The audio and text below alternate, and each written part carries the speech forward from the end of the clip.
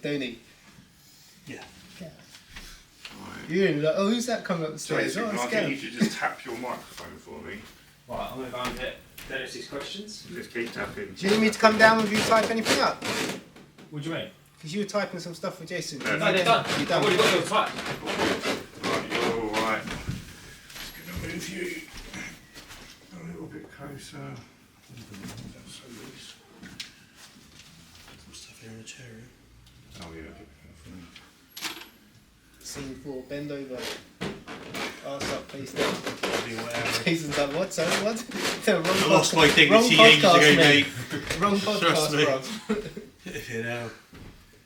Right. Right, I think they're all there. Oh, we're here. That's it, all there. We are We've here. got everything, yeah? That's already recorded. That's recording. Right. In regards to your question, Jay, basically, we ask everyone from school how'd you get into it, okay, and then I'll just say let's get into it. Talk about obviously what's happened. I think it's best to jump on and get talking about what obviously happened. And Okay. in that way, Well, what happened? it opens up the door then, and then everyone can. Do you know what I mean? So you don't want me to start from the day it happened? No. How- I'll ask you when you left school, how'd you get into window cleaning? All right. But then your next question is we're straight in from kick-off and then everyone gets to know it then. Does that make sense? Yeah, I think so, yeah. I think it will just sort of like Of course it will. flow quite naturally. So you don't have to stress too much about No, don't stress about it. anything. No, it's just over. How are we going to... Is there anything we don't want us to say? You can say whatever you want. Is there anything you don't want us to ask? Yeah, that's more to the point. No, I don't think No, so. we don't give a shit. Yeah, When did you both realise we ain't you gonna go? last forever. If it gets cancelled, then don't worry about it. Ain't We've going had to last forever! We've had a good run. No, mate, it's basically just a chat. These are just they just push us in the right direction. That's all these do. They just keep us on track, otherwise we'd end up talking about trains. for about and 5 like, hours. dead Yeah. animals. Right, that's Right, not are we rocking silent. and rolling? We're rocking and rolling. Right, okay. Hello, everyone, to and go. welcome back to another episode of the Uncleanables Podcast. Today is a double whammy special. We have two gentlemen come down to see us. We've got Dennis from Amiga Cleaning. We also have Jason Knight. Jason needs no introduction. We've spoke about you a lot recently, haven't we, on the pod? Yeah, well, yeah. Right. Should we do a quick both of you introduce yourself, just say hello to everyone, obviously mention what you do, where you come from, and then we've got like individual questions. So this is like a new thing for us as well. So we're gonna have to just We'll work it. yeah, we'll Nice. we'll roll with it. So starting with you, Jason. Starting from school, how did you get into window cleaning? Like, what was the journey for you? How did it all come about? So from school, my window cleaning wasn't actually my first profession. Well, you didn't grow up. wanting to be No, a window no. cleaner. So my profession when I left school was actually a welder fabricator. So when I left school, I did that for about 10 years. But with any industry, I grew quite tired of it and fancied change. So my dad owns a big cleaning business.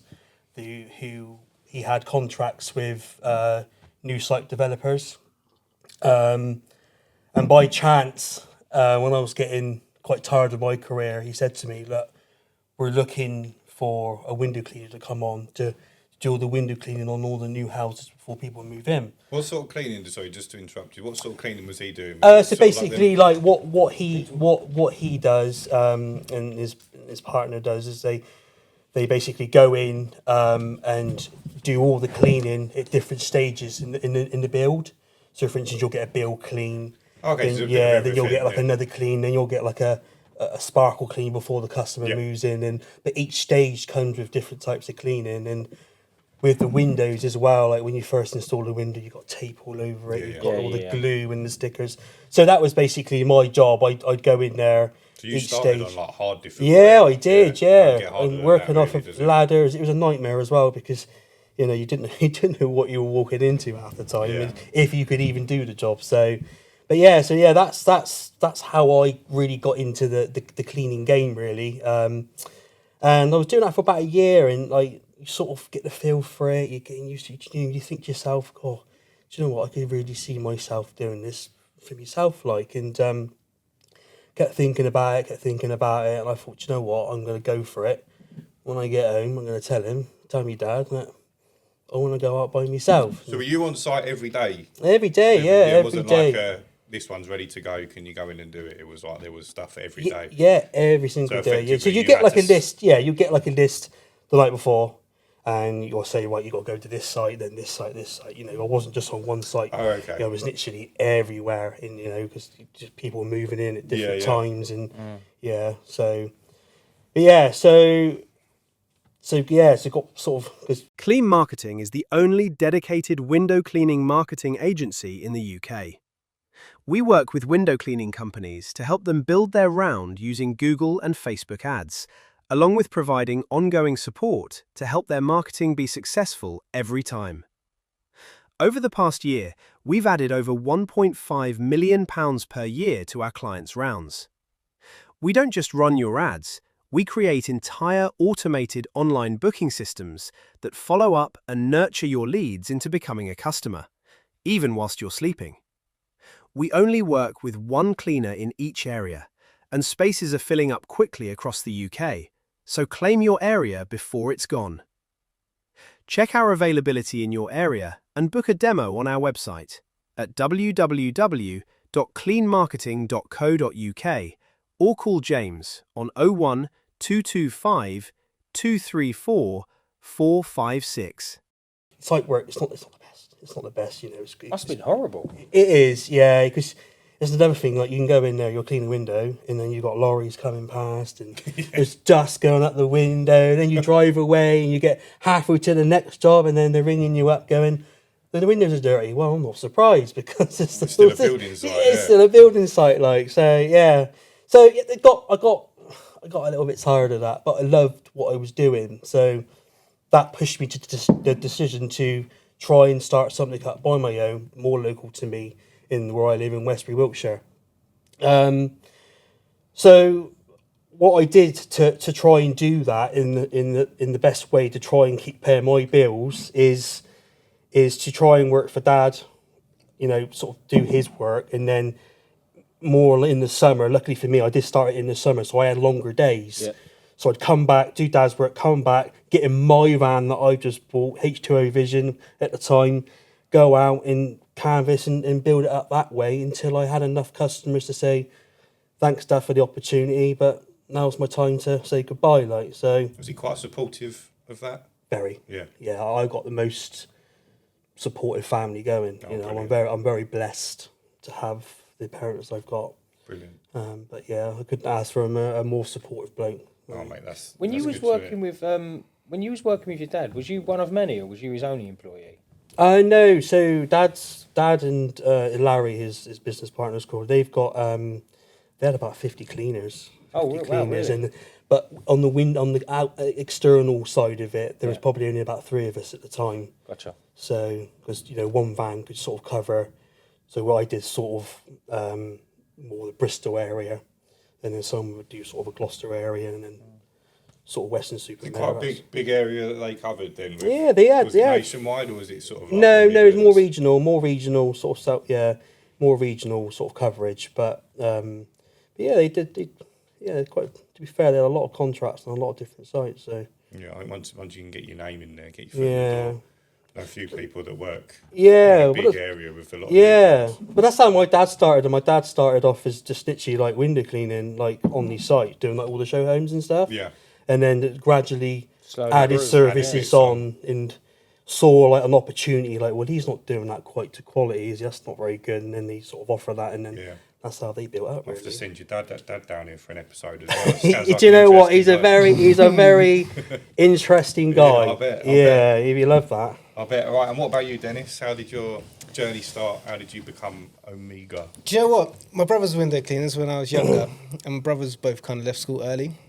One was a bit naughty, expelled from school, and that one just left early because of money. I always thought it was a stupid person's job. Like this was like early 2000s. That's what we do. What's different is like nowadays, everyone's got water-fed pole, right? Yeah. And like water-fed pole in a van, there's a professional element to it. When someone rocks up with a water-fed pole van, you've got the kit inside the back, and that it's completely different. When my brother started, it was literally just like the estate car, the ladder on top, bucket in the ladder, and they would just be filthy. There's no uniform. Everything was cash only. They only did the glass, not the frames. Yeah. And need to meet in a cafe in the morning, and that's how window cleaning was. We weren't aware of water-fed pole systems back then, early 2000s and that. Long story short, I was in the military. I was an intelligence analyst in the military. My brother come to live with me because I had my own place. Mate, you can't just glaze over that. Military. Whoa!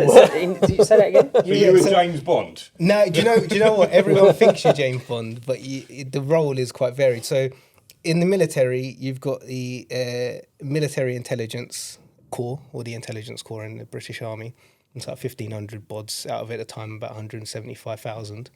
So you're regarded as like the smartest people in the military. It's really not, believe me. Smarter than maybe average for most, not everyone. The role varies. So my job essentially, so like for example, when I was in Afghanistan, it would be a case of like briefing the commander on what the situation is in the area. So the best way to put it is like, say for example, the police knew someone was dealing drugs in an area around here. It'd be my job to kind of like get a lot of intelligence information from various different sources, and then you can brief your commander and the command team on what is the situation. So like, I don't know, these are the sort of weapons, these are the ranges that they have. If they're going to have an improvised explosive device, this is where it would be, this is what you might look for. If you're going to go into an area, like it's a hilly area, for example, you might get a visibility study from the engineers geo department, and you might be like, this areas are blind spots based on where people are, so that this would give you the best way of getting in without being detected. And Mate, that's crazy. all these kind of things. Yeah. But you get loads of training, and you just kind of like follow a template more or less once you're doing it. And when you left, you thought, I know. No. Using that information. I had my own place in that, my wife and child, and then my brother come to stay with us. And I'd left the army by then, and I was working back in optics. I used to manage optical places like Specsavers, Vision Express and stuff. So I did a lot of work in London, Bournemouth, Guildford, all around. And my brother was staying with us, and I would be going to work. And I'm wearing like a three-piece suit, going to work, managing like 40 bods in the store. And like, working hard, leaving early, coming home late. And my brother's a window cleaner, water-fed pole at this time. He's made the transition. He's working for someone else. We're in Andover. And if you've been watching the podcast for a while now and you're serious about growing your business, you need to head over and join the Uncleanables Discord. We've got 170 plus business owners inside, including multiple 6+ van operators, all sharing real advice, real numbers, and real experiences. No nonsense. It's just $14.99 a month, which is less than one window clean per month. You'll get guidance, accountability, community-exclusive events, and private discounts with popular brands throughout the year. And by joining, you'll be supporting the Uncleanables Podcast, which ensures myself and Ryan can keep producing top-quality content for you guys all year round. So if you want to join, head over to theuncleanables.co.uk/join. We'll see you inside. like, he's making loads of money. And I'm like, wait a minute, I'm doing all this. Yeah, a lot of work and responsibility on my head. Like, I'm responsible for the revenue that this store's taking. And then this guy's seemingly got an easy job. And then I'd look at what they're doing. I think they're not doing a very good job of this. I reckon I could do that better. And so that's how I got into window cleaning. So I left working. I was at Vision Express at the time. So I was working at Brent Cross, like North London sort of area, managing a store there. And I'd stay there a few days a week. And then I left and just went into window cleaning. So you literally just dropped it. Yeah, well, I had a fair bit of money behind me, so it wasn't like I kind of just took the risk and would just like jump in, like burn the ships kind of thing. But I remember at a time I'd done some work on the side. I bought a little van and I was getting work on the weekends. So I was, when I weren't doing my normal job, I was out leafleting, canvassing, stuff like that. And I had about 500 quid of recurring customers, and I knew that with add-ons and that, you can boost that up easily. And I thought it'll only be a few months until I'm at replacement level of what my current salary is. So I just did that. I left and then just went hard into it. Every day I was out leafleting. How quickly did you push that up? I think I left in about the July of 2017. I'd started it like late in 2016. And really, this is a funny thing. I literally just bought another house, not two at the same time, sold one and bought another. And then I was due to get married in November, and I left in like the summer of that year. And really, by about the time I got married, difficult then. That's like it was all right. Yeah. And so by the time I was married, I was at a level where I was making replacement salary money, and it was much better. I was kind of like the difference, that initial difference from working at a workplace, managing people, being quite a high stress environment, really, in the grand scheme of things. And then going to window cleaning was like a big relief. It was like, You find you had this more, is it. like, Why more didn't I free do this time, sooner? You know, more free time. Yeah, more and the other control thing over your is, schedule. like, you find if people are conscientious and they're industrious, they're happy with working hard, yeah, which you'll probably find a lot of people who are self-employed window cleaners are. You don't mind if you work 5 days a week or 6 days a week. You're not really that fussed. Like, you get time with family and that, as long as you're not working every minute of every day. So I was still doing a lot of work, but because you have control over your own time and you've got your own, you're disciplined, but you control your time. So you might still work a lot. But if you want to take a day to do something, you can, and you don't get that freedom and control over your time that you get when you're in a think job. as You well- don't get that. Whereas when you work for yourself, you can still work hard, but because you have the control, it feels so much better. If you see what I mean. I think as well, if you were travelling to North London every day, what was your commute like? Were you going to be saving that, right? Being more local. Yeah, it as was a well? lick. Yeah, to be honest. So then, or straight away, like you've got extra hours in the day that you didn't have yesterday. Yeah, and also you're the main benefactor of your efforts. So, like, you know, when I was at Vision Express, I would go to stores that were typically managed really poorly and were behind, and I would kind of have to get them decent and making money and stable again. And so you think you're getting there. And like, for example, when I went to the Reading store, I think they were averaging like 18k a week. And by the time I was there 6 months, they're doing like 30 consistently. And you think, how much of that do you get? And like, I would get bonus and decent pay, but you think you're doing a lot more for them than you're getting the back. multiple that you've Whereas brought in a is- business, that relationship between what you're getting out and what you're putting in is massively more connected, isn't it? So, yeah, so that's how I got into window cleaning. It's interesting. Both really interesting stories, actually, because they're not the norm. I never is thought it? I would do it, to be Not honest. really the Like, norm. if you'd asked the younger me, I would have never Totally thought it. different, isn't it? Never. Totally different. Fell into it. Right, Jason, over to you. So let's get into it. Talk about the day. It all changed. D-Day. From I should call breakfast. it. Let's go from breakfast onwards. Well, yeah. So That's a good way to put it, actually. you can imagine it now, and it's a shame because I had plans. I've got the business to a really good place. Worked so hard to build up the customer base, and I had so many plans. I literally bought a new van. It was I was looking to upgrade all the kit and really tried to push it. And I think it was Saturday, April the 6th. I was on my last job. And this is for a customer that I've cleaned many times before. And I can remember in the garden, I was on my last window. I come off, and behind me there's a power line about 3 meters behind me. And you know, I remember I've done this job so many times, you know, so it was just like another day. And all I can remember is coming off the window like that, and next thing I know, I'm waking up on the grass, not having a clue who I am, what I'm doing, just confused. It was a really weird moment.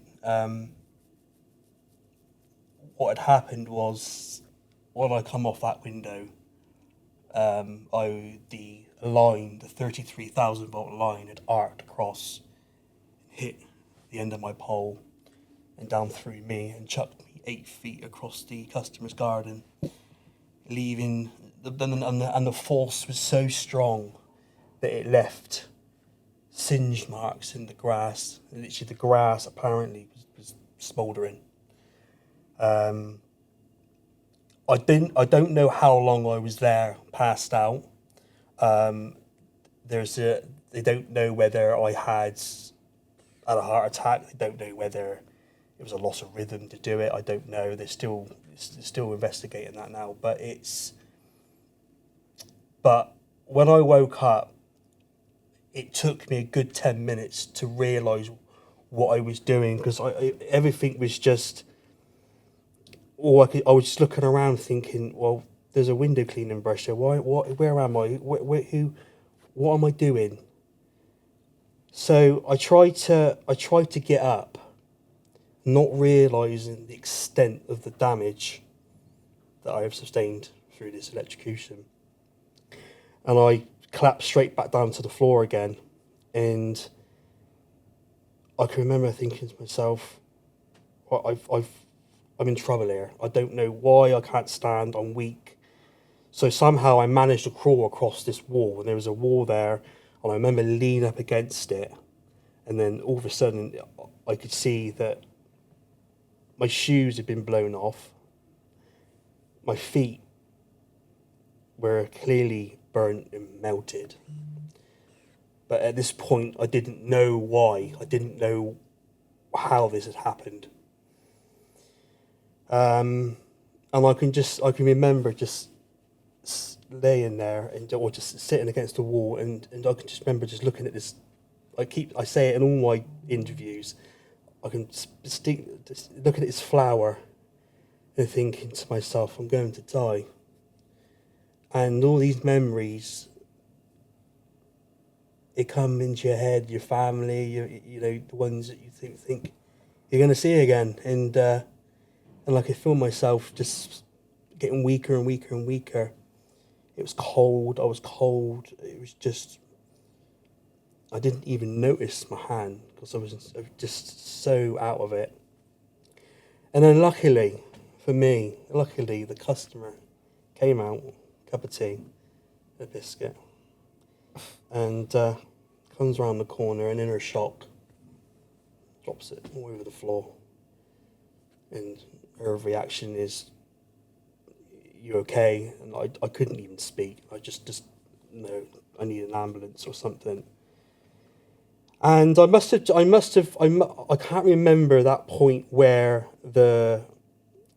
I was waiting, because I think the owner of the house called my wife, because she wasn't quite sure what had happened either. They didn't know whether it was a chemical burn.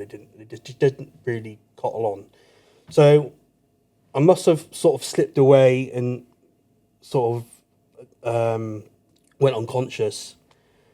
And then, like, I remember being woken up by paramedics cutting my clothes off to see the extent of the damage and trying to work out and trying to put two and two together, really. And they were asking questions like, "Oh, do I use chemicals in the van?" No, because at this time I had literally, I didn't know, but all my face was burnt to pieces. My face was burnt.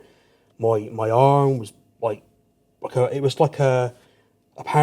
was like that, and it gone all like grey and very purpley and black, where all the circulation of the blood had stopped going there. So it was like that. All my feet were burned. It was just a right mess. And it's only when they looked up, because apparently the ambulance took absolutely ages to get there, about 45 minutes or something. But anyway, when they got there, it's only when they looked up, they put two and two together. They went, "Oh, he's been electrocuted." Alarm bells went off, and it went from an average take away to the hospital to, "We need to ring the air ambulance now," because he's got hours, because now the muscle's starting to die in my body. There's a risk of blood poisoning, sepsis. They knocked me out, and next thing I knew, I was at Southmead Hospital on the trolley next to me. I had my dad next to me, and I can remember it now. They're taking me into the theatre, and I said to my dad, "I don't understand how this has happened, but I don't want this to happen to anybody else." And then we fast forward to 3 days later. I was in a coma for 3 days, and I come round. I had a board in front of me, and on that board it said, "Hi Jason, you're in Southmead Hospital. You're okay. Your family's here. We'll explain everything." And it was only when I come round and they explained to me that the extent of the damage that I've sustained through electrocution. Obviously, I lost my hand as well. And then things went really downhill because you got to understand with an electrical, it's a burn. So when you get electrocuted, you get something called what's it called? Presenting.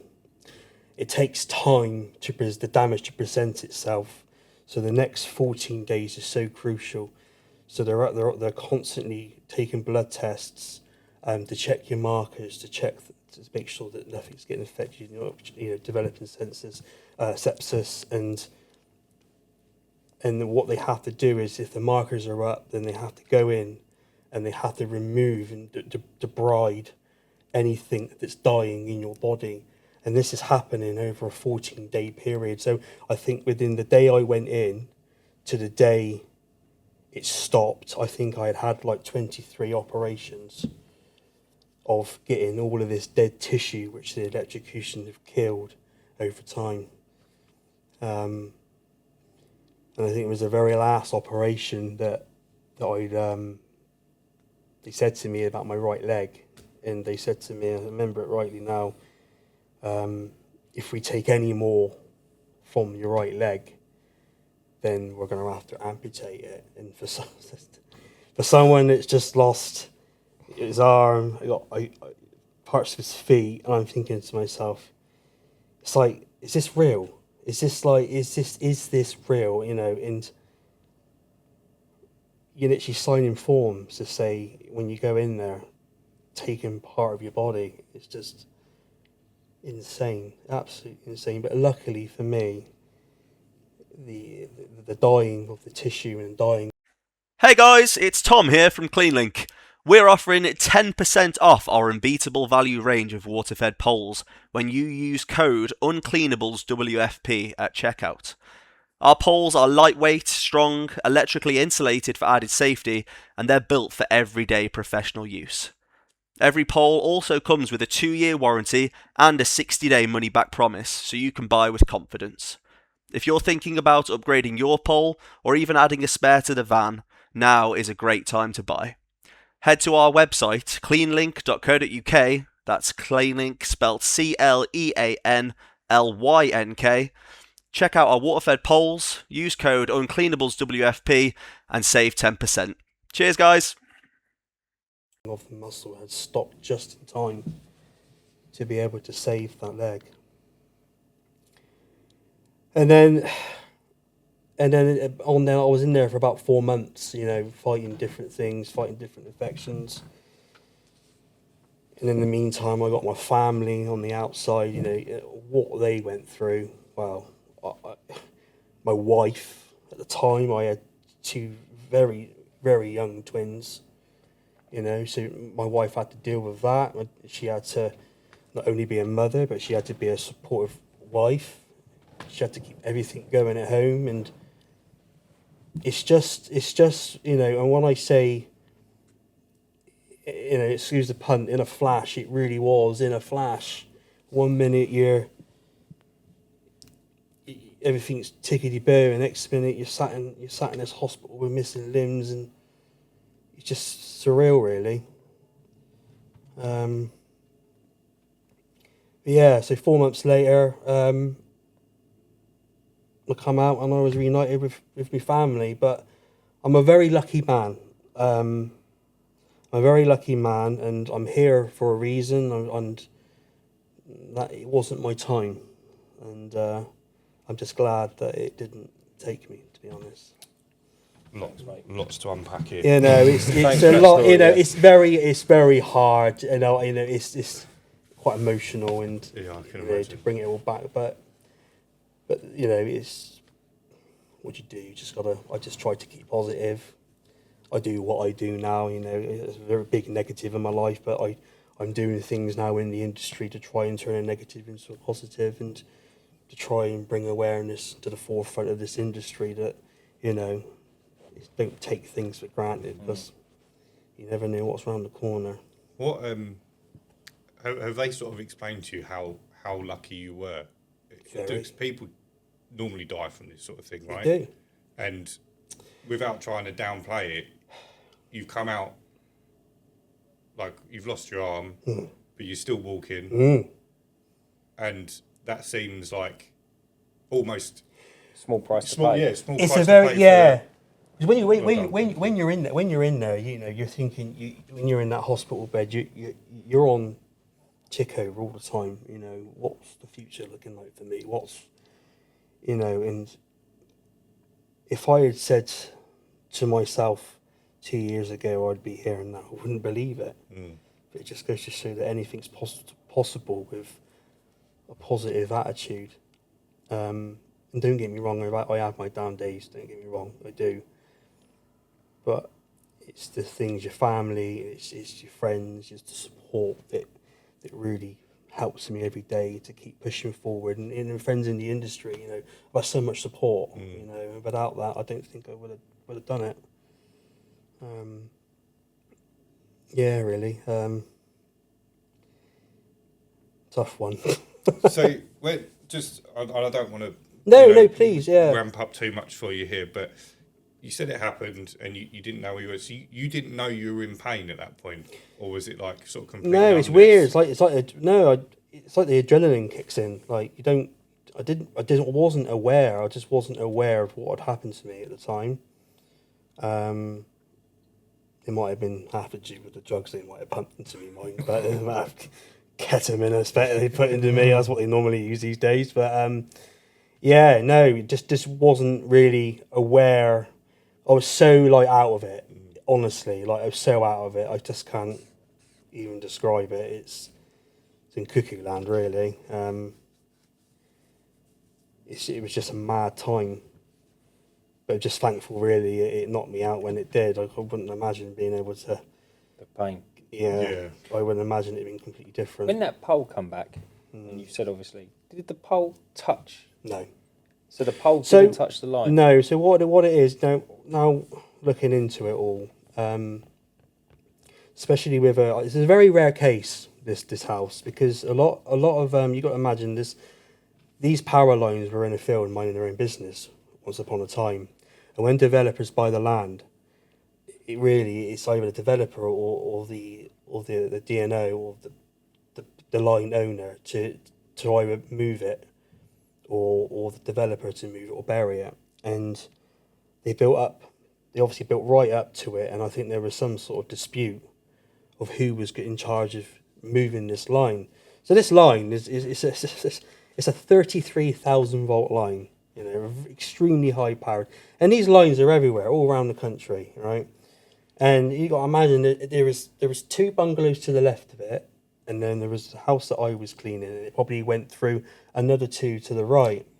And the bungalow to the right had kids, and underneath it they had a trampoline underneath this line, and they were firing water pistols up at it. And you think to yourself, now, if they knew how much power and how dangerous that line is, they wouldn't have done that. But the thing is with the high powered line is that the higher it is, the further it can jump. And I don't know it. I didn't know nothing about electrocution. All I was taught was, and people may call me dumb, I don't know, and I don't really care. But at the same time, you always taught, don't touch a power line. Don't use high conductive materials near a power line. But what had happened on that day is, and when that pole come back, and say the pole was probably the line was probably about 3 meters, it come just enough in that zone for it to jump to find the shortest route, which was completed the circuit. So that is. And this was just the power lines that feed the houses, right? No, this was a main. It's one of those transfer lines that essentially when you get a power line that goes to a house, typically the typical line that goes to a house that goes overhead and kind of connect to the house on some of the older ones, they should typically carry like the 240 or something like that. And if that's low voltage in relative terms. These ones are the ones that kind of transfer them from area to area before they then go down into the sublines and go off. So it's like having the main power feed into your house. Oh, you couldn't have got before stronger. each circuit goes to your. You couldn't have got stronger. Really? Not really, not much. No. Oh wow! They're the ones, with the pylons and that. Yeah, Mate, do you know what That's that 30,000 volts level is of as well? That's overhead line equipment, mate, on the railway. that's Don't it. laugh. Yeah, no, it is. But 30,000 volts is the OLE, yeah. Mate, that's wild. I hear you love a train, by the way. Yeah. No, it's not funny at all. But my wife's granddad was killed from an overhead line. Yeah. He worked on the railway, and that's. Was it the same thing? Yeah, they told it was turned off. And it weren't. But Oh. it weren't turned off. The thing is, like, we're window cleaners, we're exterior cleaners. We're not. Some people do, some people don't, but we're not to know what they are. And I think it's because, did I take a risk on a day? Yeah, probably. Did it all align on the day for the incident to happen? Yeah. But we're not to know what these power lines are. We're there to clean windows at the end of the day. And what makes me laugh is that when you go in, when it happened, and my dad particularly contacted the Scottish and Electric, who owns the power line. These lines are not even insulated, so you would have thought the bare minimum was to put some shrouding over the That lines. was my next question. Yeah, you would have thought the bare minimum was to do that, but apparently they don't have to do it. There's no law, unless, and they will come in if you, like, for instance, if that's your property, and you're not sure, don't feel safe about that power line, you can ring them up and they'll come in and do it and inspect it. Yeah. And if they agree, they'll come and do it for free. So you think to yourself, if you would have done it for free, then just do it. Like, and even now, exactly the same power lines where it happened, still no shrouding over it. And they've not moved there. Nope. Yeah, there's about 20 houses on the road. It's ridiculous. I do cleaning on there. Yeah. Mate, imagine you was a kid with a kite. I know. It's not. The thing is, like, we go on about the window cleaning issue, but it could be any industry. Yeah, absolutely. Any Paint and industry. decorate, Yes, homeowner doing DIY with ladder meat. Yeah, exactly. Yeah, paint Mate, and decorate on the he could have been scaffolds. like, if he's watering his plants, say, with like the jet, and a bee flies with him, and he goes like, I don't know, he'd go like that. You could just shoot up, hit it, make the connection. But me, obviously, since this all happened, and I've improved a little bit. Me and my dad and a lot of manufacturers in the industry, and the people have died. I'm the lucky one, really. I'm the lucky one because the previous guys before me, unfortunately, lost their lives, and they weren't given the opportunity or the chance to try and make change, and to try and have a safer industry. So I think it was me and my dad's mission to try and at least put as much awareness out there as possible, and also try and build some protection into the equipment that we use today. And it's a very popular thing that we're seeing now is we're going back to, like, it doesn't have to be just our industry, because these water-fed poles that we're using now, people are not just using them for window cleaning, they're using them for all sorts of things.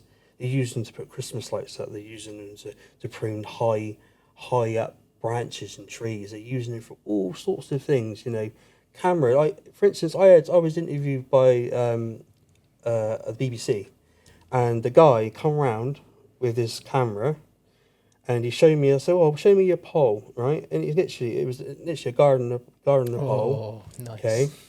And I said to him, "Look, just be careful, like, where you're waving this thing." He said, "Mate, I didn't even think about that.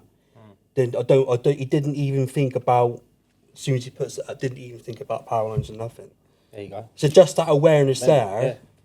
that could be a difference in the future of saving his life. Well, I never crossed my mind No. until we heard about you. And it's mental. The first 2 years of me running my business, it wasn't Yeah. even, I probably lent it against a couple of the power lines coming into people's houses. Do you know what's probably Didn't even think about quite it. bad with window? Not bad, but it's something that when you hear it, you think, oh yeah. When you buy a gardener pole, for example, most people use gardener poles, right? And it comes with that nice, when it's clean and the outside has still got the writing on it. When you get it and it's fresh and new, it's got that little notification on it that says, protected, insulated up to like 5,000 volts. Now, most people, when I thought this initially, you hear like, oh, it's insulated to 5,000 volts, and you have like 240 in your house, so you assume that, like, You're safe. all right, Yeah. that's 5,000. Most houses are 240. Yeah, it should be all right, but you don't realise that some of these transfer lines are carrying this excessive thing. And then you also don't realise as well, like in your particular situation, the base is insulated. If you've got like a carbon pole, the base has got fiberglass to insulate you. But if you're coming down with a pole and then you're putting your hand up on section 2 or 3 or 4, those are carbon. And the number 1 is carbon. That's what happens, so then right? that's where you're getting the getting electric, into more the detail of how it happened is obviously the pole that I'm not going to mention. The pole that I was using was insulated to a certain standard, certain rating, and it was because of that rating that is why I'm here today. So when I looked up to pull that, excuse the arm. When I went up to pull the pole down, that's when I completed the circuit because this one's insulated. This one's now I've now completed the circuit. And that's when it went bang. So what would if so I know a lot of the guys now are insulating the second section because of what happened to you. If that second section was insulated, where would the electricity have gone? It wouldn't have gone. It wouldn't have gone through. But it still would have arched to the first section, right? So would it just stopped? It would have just stopped. Yeah. So what it is like a lot of the insulators. So Ionics in a minute, they're doing a really, really good job in the industry at the minute. Ultra Reach are doing the same thing. A lot of other pole manufacturers are doing the same thing. But for instance, if it's arced across and the current's coming down, it's all about stopping the current. And so voltage and current. So the voltage is the push, okay, and it's the current that causes the damage. So the higher the rating of the fiberglass section, the longer it takes to burn through. So it's basically giving you enough time. You know, if you were to hold it on there all the time, eventually it probably would come through. But it's enough to give you a lifeline to go flipping out, like, and then you know. And are they rating them for higher than 5,000 now, or is that sort of the maximum they can go to? No. So they normally test them at a 10-to-1 ratio. Right. So, for instance, like if you put 1,000 volt on there, it's probably been rated to like 10,000. Right. But now there is manufacturers out there now rating it to testing it to destruction. You know, there's one manufacturer now that's rated is gone to nearly 80,000 volts to destruction. Oh wow, that's a lot. 80,000, yeah. Do you think that's going to become industry standard? I think so. What is the highest that we would typically see on transfer lines? Is 33-ish the highest sort of level that we would come across? I think in what we do, I think that 33 would be the highest that you see. Yeah, and then down the mega ones. I think I think they're like mega. Yeah, and you touch that's why they're it, like 200 meters. You turn to ash if you touch it. Yeah. But honestly though, like the one like that got me was so low. Like you look at it, you think. Yeah, if you drive around there, when you notice, you're like, actually, for what that's going through that line, that is low, you know. But yeah, so you know, it's about trying to, you know, I got MPs involved. I'm a local MP. We are pushing not only from the bottom, but we're also pushing from the top, trying to get the industry to meet in the middle, into trying, if they don't want to, like, they can sell a carbon pole, but they don't want to like build it into the pole, but at least sell something that you can put over the pole. That's another option. Zero do that in America. But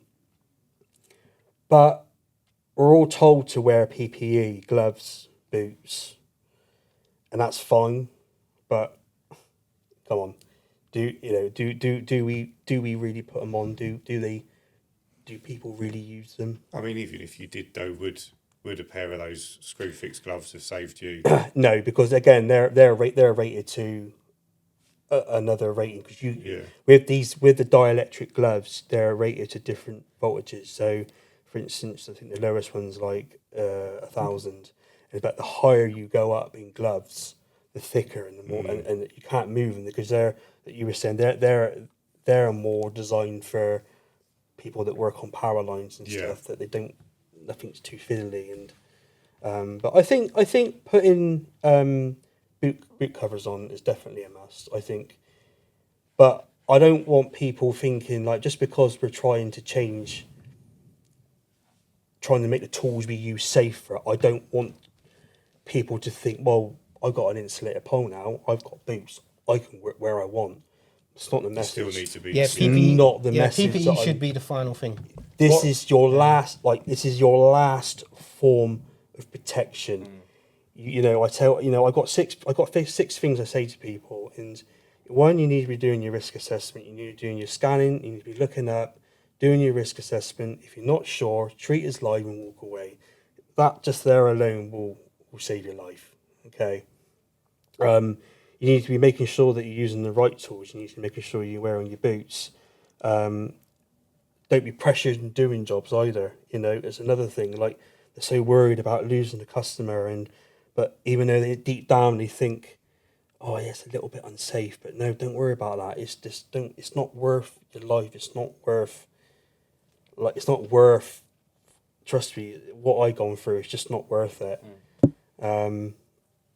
It's all a little bit, again, I don't want people working near power lines. It is literally like, if you scan it on the day and you think, yeah, that'd be all right, and then you go and do it and you mess it up, it's there. It's there just in case you bugger it up and you get to go home and see your family at the end of the day.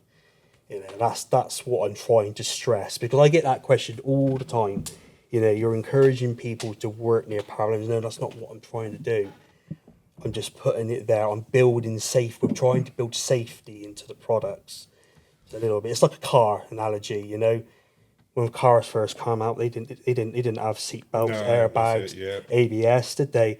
You know, and then accidents started to happen. Then we're like, well, we'll put that in there. We'll put this in there. And it's there to save your life, just in case you get it wrong on the day.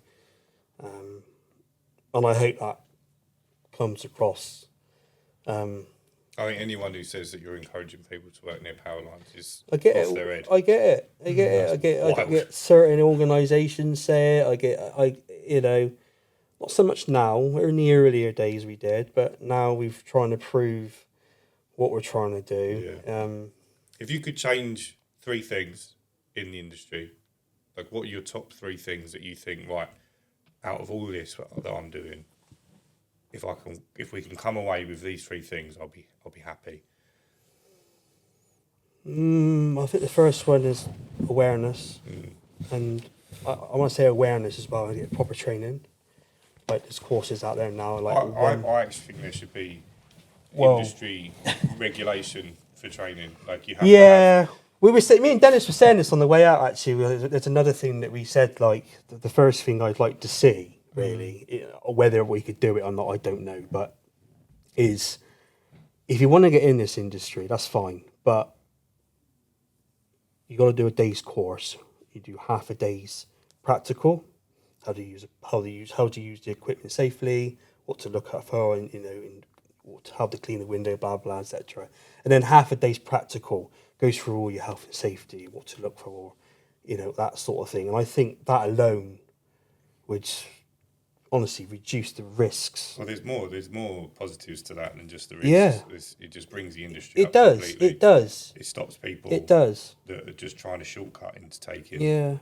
Like, you're not going to just run out and grab the cheapest whatever you can get. No. And Yeah. try and earn some weekend money. But I think as well, it's very dependent on the public, right? It is. The public need to be trained. Like, when you're booking a window cleaner, have they? Hi, it's Billericay Cleaning and Supplies. If you don't know us, we build and supply water-fed pole systems, RO units, van setups, static systems, all the gear window cleaners actually use day in, day out. The main thing with us is we're not just shifting boxes. We customize and build systems to suit you and how you work, whether you're just starting out or running multiple vans. Everything's built to be reliable, easy to maintain, and made to last. We're based in Essex, but we supply across the UK, and we are always happy to have a chat and help you figure out what setup actually works for you and your business. If you do need anything, check out Billericay Cleaning and Supplies and use promo code UNCLEAN for a discount. Right, let's get back to the episode. Got disqualification, and I think if we can get some of the big guys on board doing that, who are doing active marketing and it's being seen, I think it's doable for sure. Yeah, I think you're right. With sure. the customer point of view, they do dictate a lot of how it would pan out. The reality is, from a selfish point of view, and it sounds cynical, most homeowners don't want someone getting electrocuted at their house. So it's within their interest, if they've got a power line, they're going to be like, for their own selfish reason of like, just think of the inconvenience and how your house is going to feel if you know someone killed in your garden. It's like who wants that? But it's the owner of the house where I got into. Honestly, like, I didn't notice it, but she blamed it all on herself. Yeah, she felt it was her fault, and I had to ring her up and say, "No, Chris, like, I don't know language, but the owner, I said it's not your fault. It really isn't. Like, this is not your fault. No. It's just one of them things. It's just a freak incident. So please don't blame it on yourself." It's a very emotionally mature way of looking at it, because I think a lot of people, it'd be easy to blame someone. Not necessarily her, but just it's not her fault. something. She just wanted a service. In the day, she just loved, she just wanted someone to come around, look after her house, and keep it top notch. But unfortunately, something horrific happened, and she's got to live with that. But I think she's thinking it's all her fault. But it took me to ring and say, look, this is not your fault, and please, And I think if they're aware of that, the likelihood is that they might be a little bit more willing to do due diligence in terms of. Because same if you had someone work on your roof, you probably wouldn't want someone just going and walking around with no then they don't correct know, equipment, do they? assume, They so it's assume awareness. roofers walk on roofs, and they assume window cleaners clean windows. They don't take into consideration that probably the roofers should have a harness on. Probably the window cleaner should have some sort of qualification that knows that where it's safe and unsafe to work. And ultimately, it's down to the window cleaners to say no. And I think with there being no regulation, there's too many people that either aren't educated or don't care and just assume it will never happen to them. Exactly. Who will just say yes because they want the money. Yeah, do you know what I'd say as well is a really good practical tip for all window cleaners that will give people more safety, but will also make them look more professional to customers and increase awareness at the same time. If you're going to work on a house, typically where you've got older houses and the power line goes to the house, you see that on some of the older ones. If you're going to work on a house and you're going to quote it, just mention it to the customer. Jason was saying about the DNO, the distribution network operator, I think it is. Find out what you're dealing with. If you get in touch with him, and Chris Cloak told us about this when I did a course with him, if you email them and fill out their online form, they will come and shroud the things for free. And I'm pretty sure they'll leave it up, and they do certain lengths, because when I do solar panel cleaning for people, they'll do a longer length and stuff like that. And so the customer doesn't want you getting electrocuted. The customer wants their house to be safe. You want a safe environment to work. You don't want it to be reliant on whether you remember the power lines there, because it's a busy day and you've had an argument with your missus. Can we just go into this a little bit deeper, because I think this is great. incredible. This is great. So, house with a power, you're not sure about, it's coming in, doesn't matter where it is. Yeah. But there's a website. Do you know what the website is? I think it's different for each area, but if you just search, like use AI these days, it's the DNO, which I think stands for Distribution Network Operator. So that's the person who operates the power lines in that area. So for us, it might be Scottish Southern Electric or something like that. But it'll come up. If you just go on the website and just give them the address details, and with a customer, we just say to customers, you can do it or we can do it on your behalf, and just let us know if you have any preferences for dates. You just fill out the form, say what it is, the address, what you need and why you need it doing. Because I've had it, you're going to clear someone's gutters, there's a power line right next to it. So it's like, I'm not going to swing a carbon or aluminium pole near that thing. And they will just come out and they'll do it. And usually their lead time is a couple of weeks or so. But in most cases, customers are like, oh, I never knew that. Now I do. Oh, these people are serious. But they don't want you to know that. It costs them money. Yeah, so you got to DNOs now are going to hate us for got to for be on them. But yeah, use the system, because at the end of the day, like, it doesn't cost you anything. And then if you're going to have that person as a regular customer, all of those instances where power lines are connected to a house can easily be made safe, and they can be made safe, because I've had customers where they have it on there and it's on there. It doesn't come off. And so every time you clean the house, it's there. So can you visually see this? Yes, it is a black, it's a black round shrouding. And it has a yellow line underneath, so it looks like kind of on-off switch, like that kind of thing. Like if the yellow is looking down at the street. Yeah, and I think that's so that water goes around and drips off, but it's also visible that it's there, if you see what I mean. And then there's a rubber shrouding around it. I think they check it and then shroud it. And so if there's any faults or anything, I think they sort it out. But then they shroud it, and that way it's shrouded, so it's like fully protected. You'll see it when people get scaffolding up on a property. Yeah. You see it when painters and decorators go and do stuff near it, and they can put it on and then take it off. And I'm pretty sure they'll leave it on, because I have clean houses where I've said it to customers, they've had it done, or we've arranged it, and it's just been on there permanently. And that way, really, there's no real excuse for any houses that are like that. If you do regular Totally cleaning for a agree, house, just let the customers know, get that sorted, and everyone's Could you safer. imagine an environment where everyone went out and done that? Yeah, and then it only leaves then the next guys- transfer lines as the problem. In which case, though, it's like the new builds don't have them, right? Because it's all underground, I assume. Correct, yeah. yeah, I think Really, everything there should from be- like You know, 70s so you should can be- see there's... a thing to Yeah. modernise the world Yeah. and just, I don't know, it's like almost. It's just logistically cost, isn't it, and disruption. No, It's it is logistically cost. impossible, And isn't it? and the problem is you can't, you know, what's easier to change? Is it easier to change the way the awareness and the way we look at jobs and assess at jobs and change the tools to do it, or is it easier to change the infrastructure? Yeah. It's very difficult. And you know, we'd love the infrastructure to change. Don't get me wrong, we'd love them to start burning, but it's just not realistic. They realistic, ain't gonna yeah. do that, are they? You know. Right, over to Dennis now. Yeah. go on, You let's scaled have up. You scaled a business up to 3 vans, if I'm not mistaken. Yes, I had 3 vans, Yeah. 3 staff. And then you returned back to There's an 1. admin.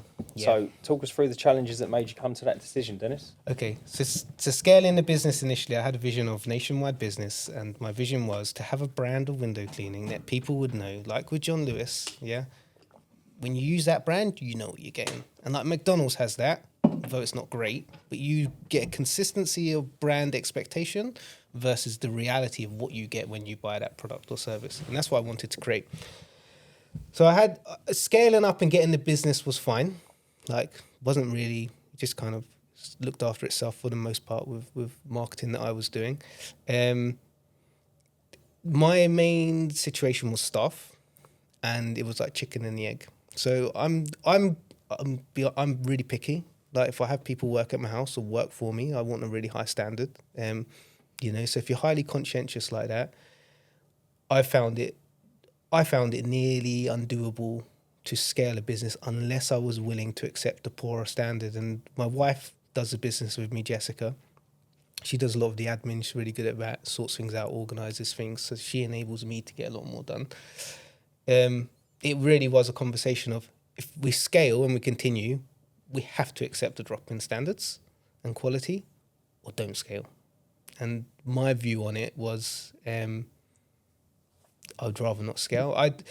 Joe, I really want to buy a Ferrari F40. Like, I want to be like so rich it makes people sick. You know, like, you know, when people see a rich person, they're like, "What an arsehole, he's so rich." Like, I'd love to be that rich. I'd be a nice guy, but I would love to be stinking rich, right?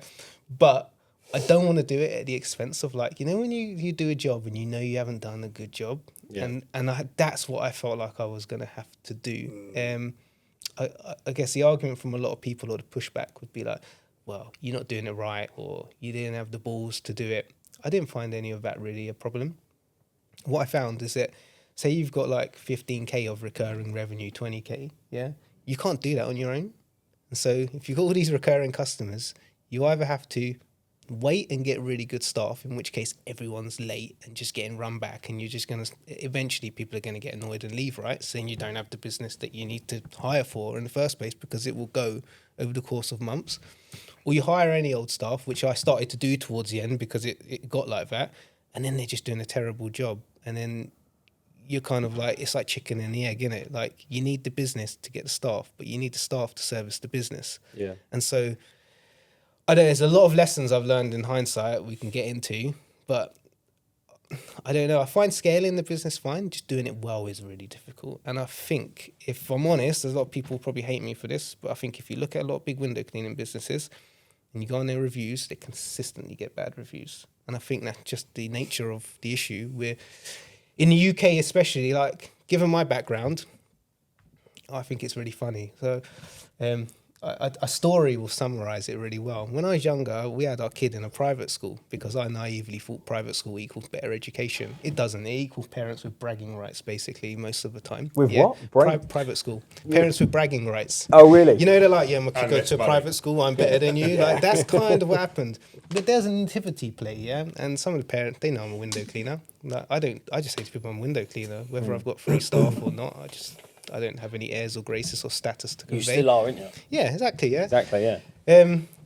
We think job description is self-description in the UK, right? I don't know why the hell that is. You meet someone, what do you do? Oh, well, do you mean what do I do normally or what do I do for money? Like, they're 2 different things, right?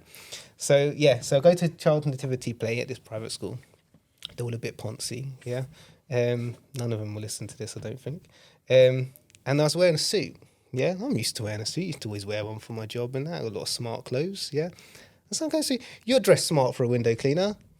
And you think, this is it. What a comment. That summarises what it is. Like, you can imagine. Yeah, but there ain't any windows in the nativity play, is there? So, like, but you forgive me for not dressing like one. Yeah, so, you know, and you think, I think that is a big problem. Like, if you want to scale a quality business, a window cleaning business, and you're trying to make the M&S of window cleaning, yeah, it's really hard to get staff who want to do it when the UK status type perception of window cleaners It's so low. Yeah, you're treated like a bin man. What does the M&S of window cleaning look to you in comparison to the average window cleaners? Like, what are you doing over and above the average? I think the differences and nuances are very, very small. But I'd also say the differences are very small if you go to, say, Lidl or B&M versus M&S, right? For me, it's being consistent. One, to be honest, it's doing the things that everyone says they do, but most businesses don't bloody do, which is like, you know, just being on time, being nice, being smart, being professional, doing a quality job. If you break some of them down, right, the soft skills and being punctual, being polite, is talking to someone in the same manner that you talk to someone if you go into a jewellery store or you go in to buy a Rolex. How do people behind the desk talk to you? Talk to you in a nice, professional manner, decent. They are, you know, I come from a council estate, but when I'm around customers, I speak slightly differently. It's not being false, it's just adjusting yourself for the setting in which you are in. It's called tact, isn't it, right?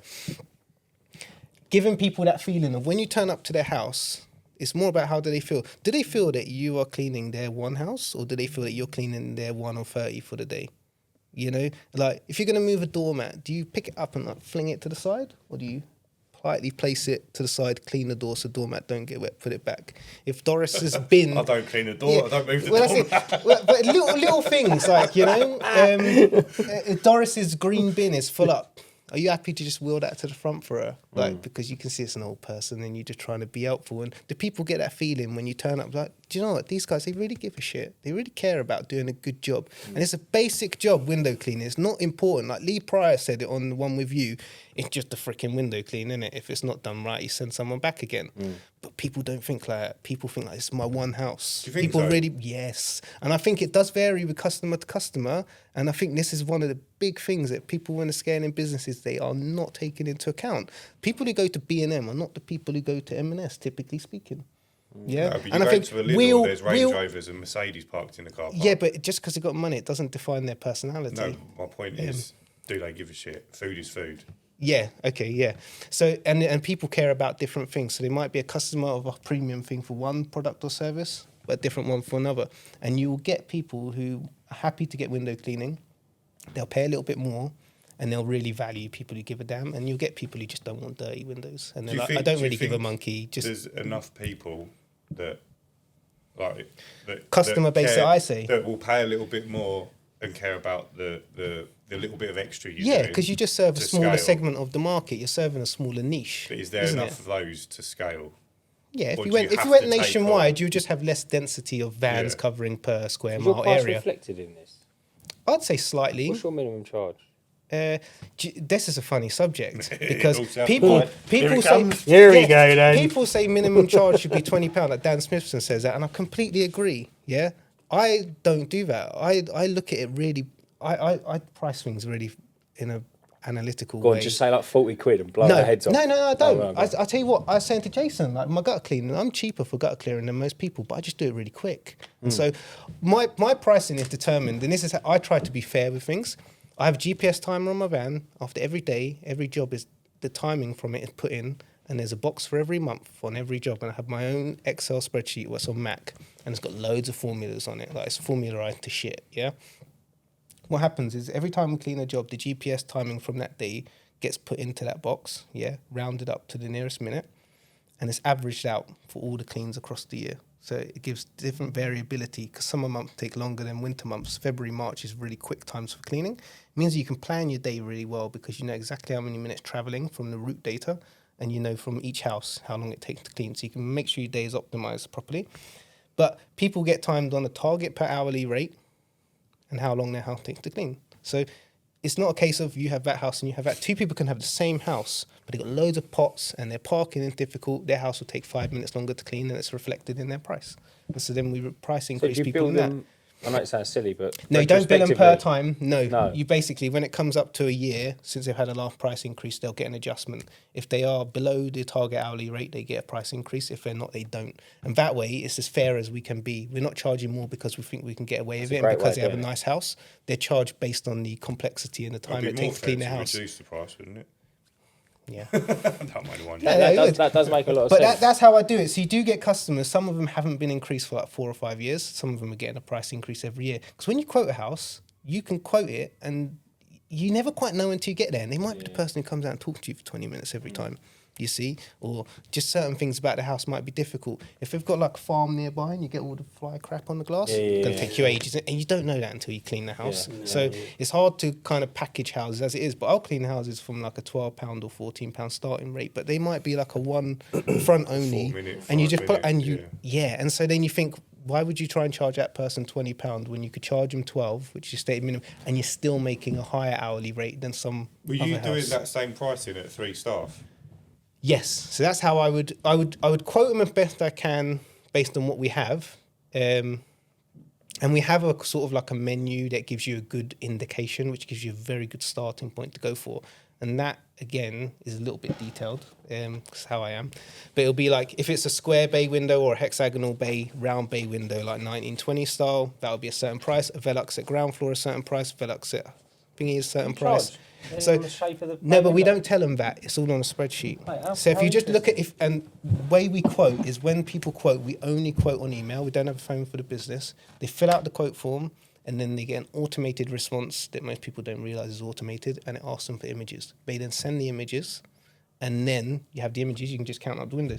There's 7 normal windows. There's 2 front doors. There's 2 Velux at 2nd story high. There's 2 3-story floors. We're going to need to park the van in 2 locations for this. So you put that box in there, spits you out a price.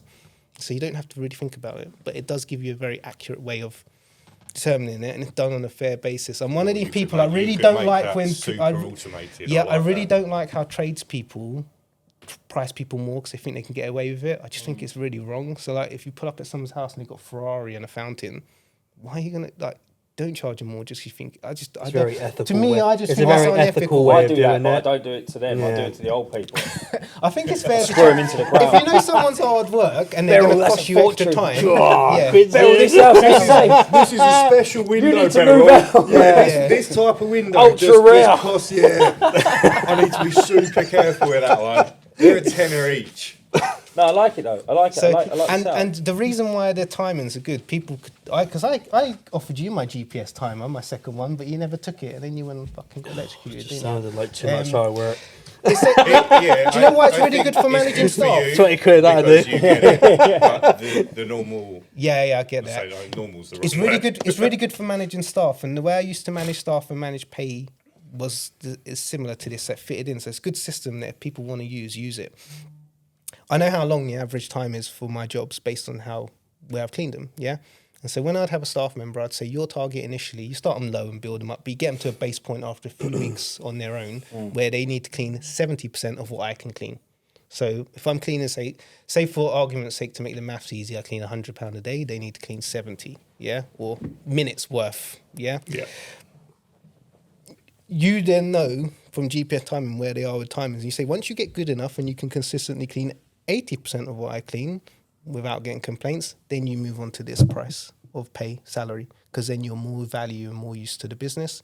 When you're 85, 90, 100, then you're doing it right. Because then you also control the aspect of staff are incentivized. If you give staff a certain amount to clean in minute or money value in a day, they're incentivized to clean as fast as possible naturally. Yeah.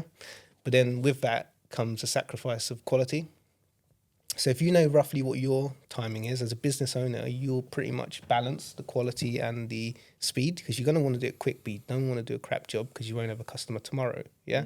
So by doing that, you end up getting them into a sweet spot where they should be replicating roughly what you're doing roughly. And it means that you then have a proper metric by which to measure them by. Because if you just do it based off how much they do in a day, you will find that with many staff, because most people will give in to this, ultimately, they'll just clean as fast as they can, the quality will drop and corners will get cut. I do agree with what you're saying, that if you want to scale, you've got to understand that the level of quality will drop. But at the same time, I think no one's ever going to clean the windows as good as you are. It's your business. Yeah, that's right. The staff you bring on, the quality is never going to be great from the beginning, or the time's going to be terrible. I think it becomes your job to train them to that point over the course of 6 months. I don't think it's doable. Like Lee, we had Lee on last week, and he said 2 weeks is enough to send someone out. I don't agree with that. Do you know what? I do and I don't. Not enough time. No, it's enough time to know how to clean a window. Yeah. But it's the things you're talking about where it's like, right, not necessarily job per job because it's very difficult, but right, park here on a job like this because this could happen.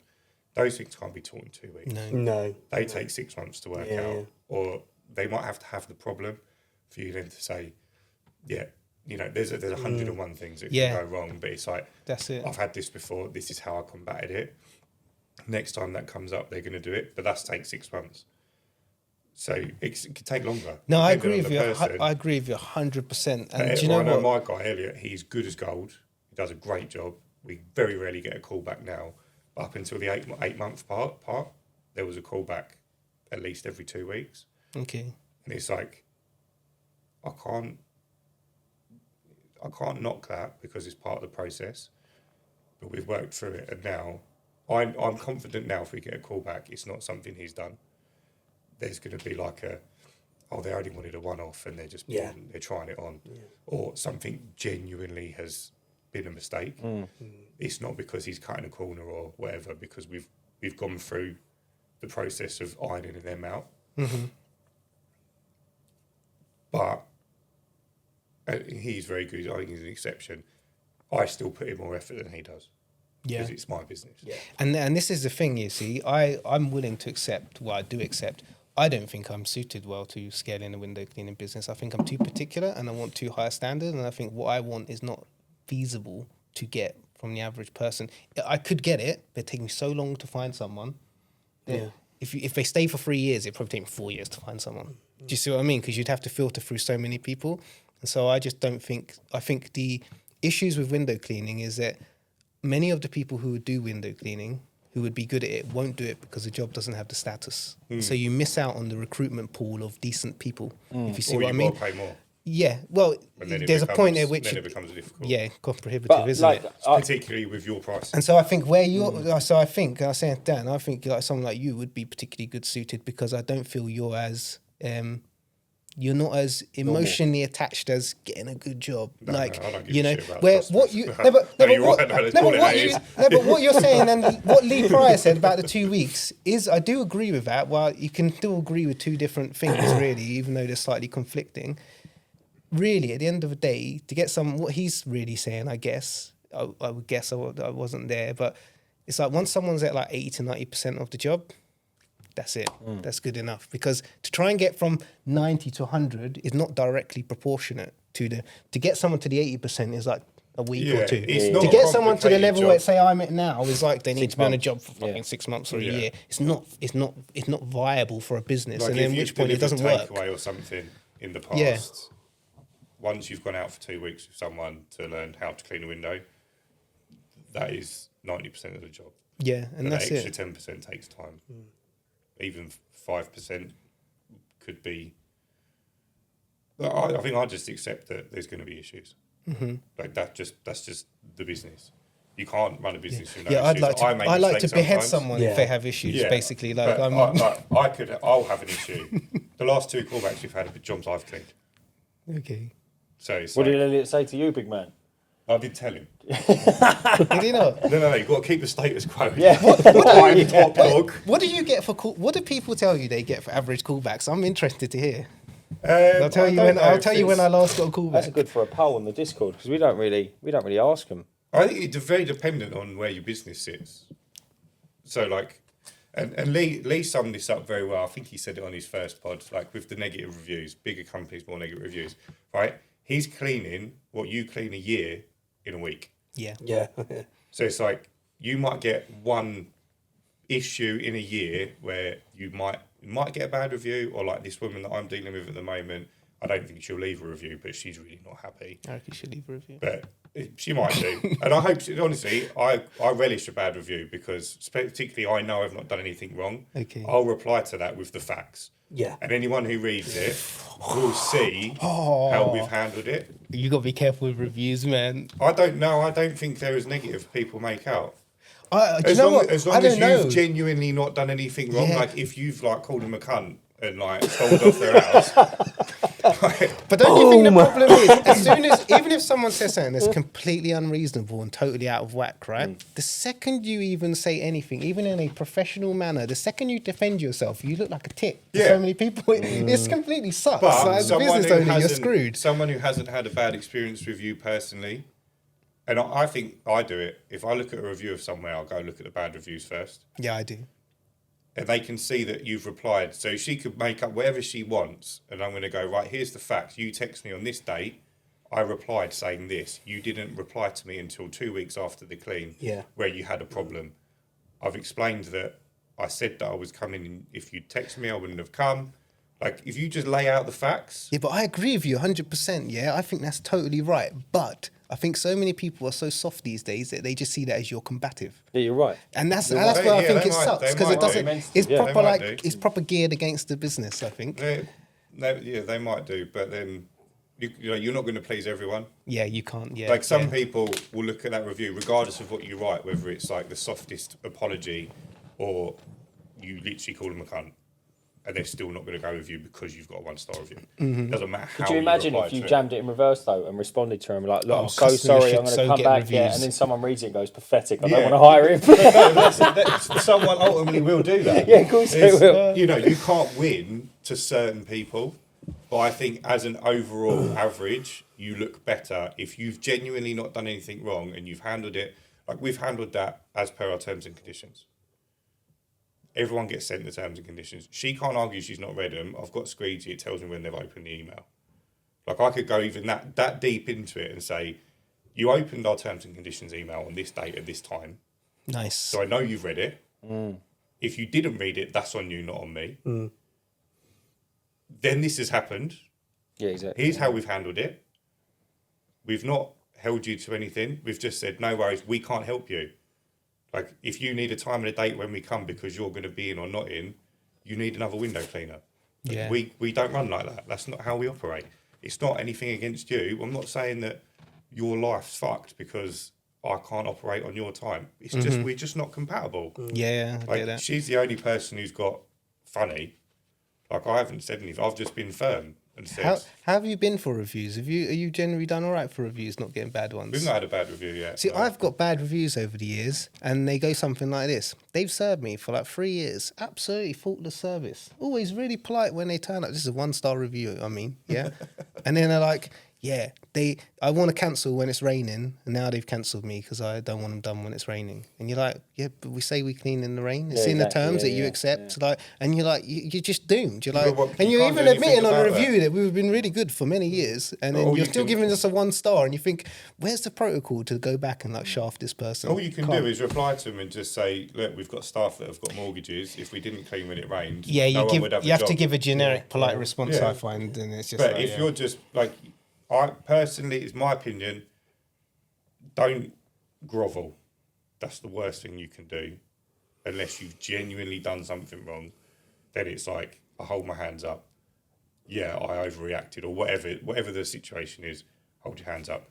But if it's a situation like that, you just got to explain it how it is. We're year-round window cleaners. This is our business. This is not pocket money for us. But that's it. If they didn't clean you in the rain, you wouldn't have a business. You wouldn't have you in the first place. We wouldn't work work half the year. October to February. Doesn't work. We wouldn't work.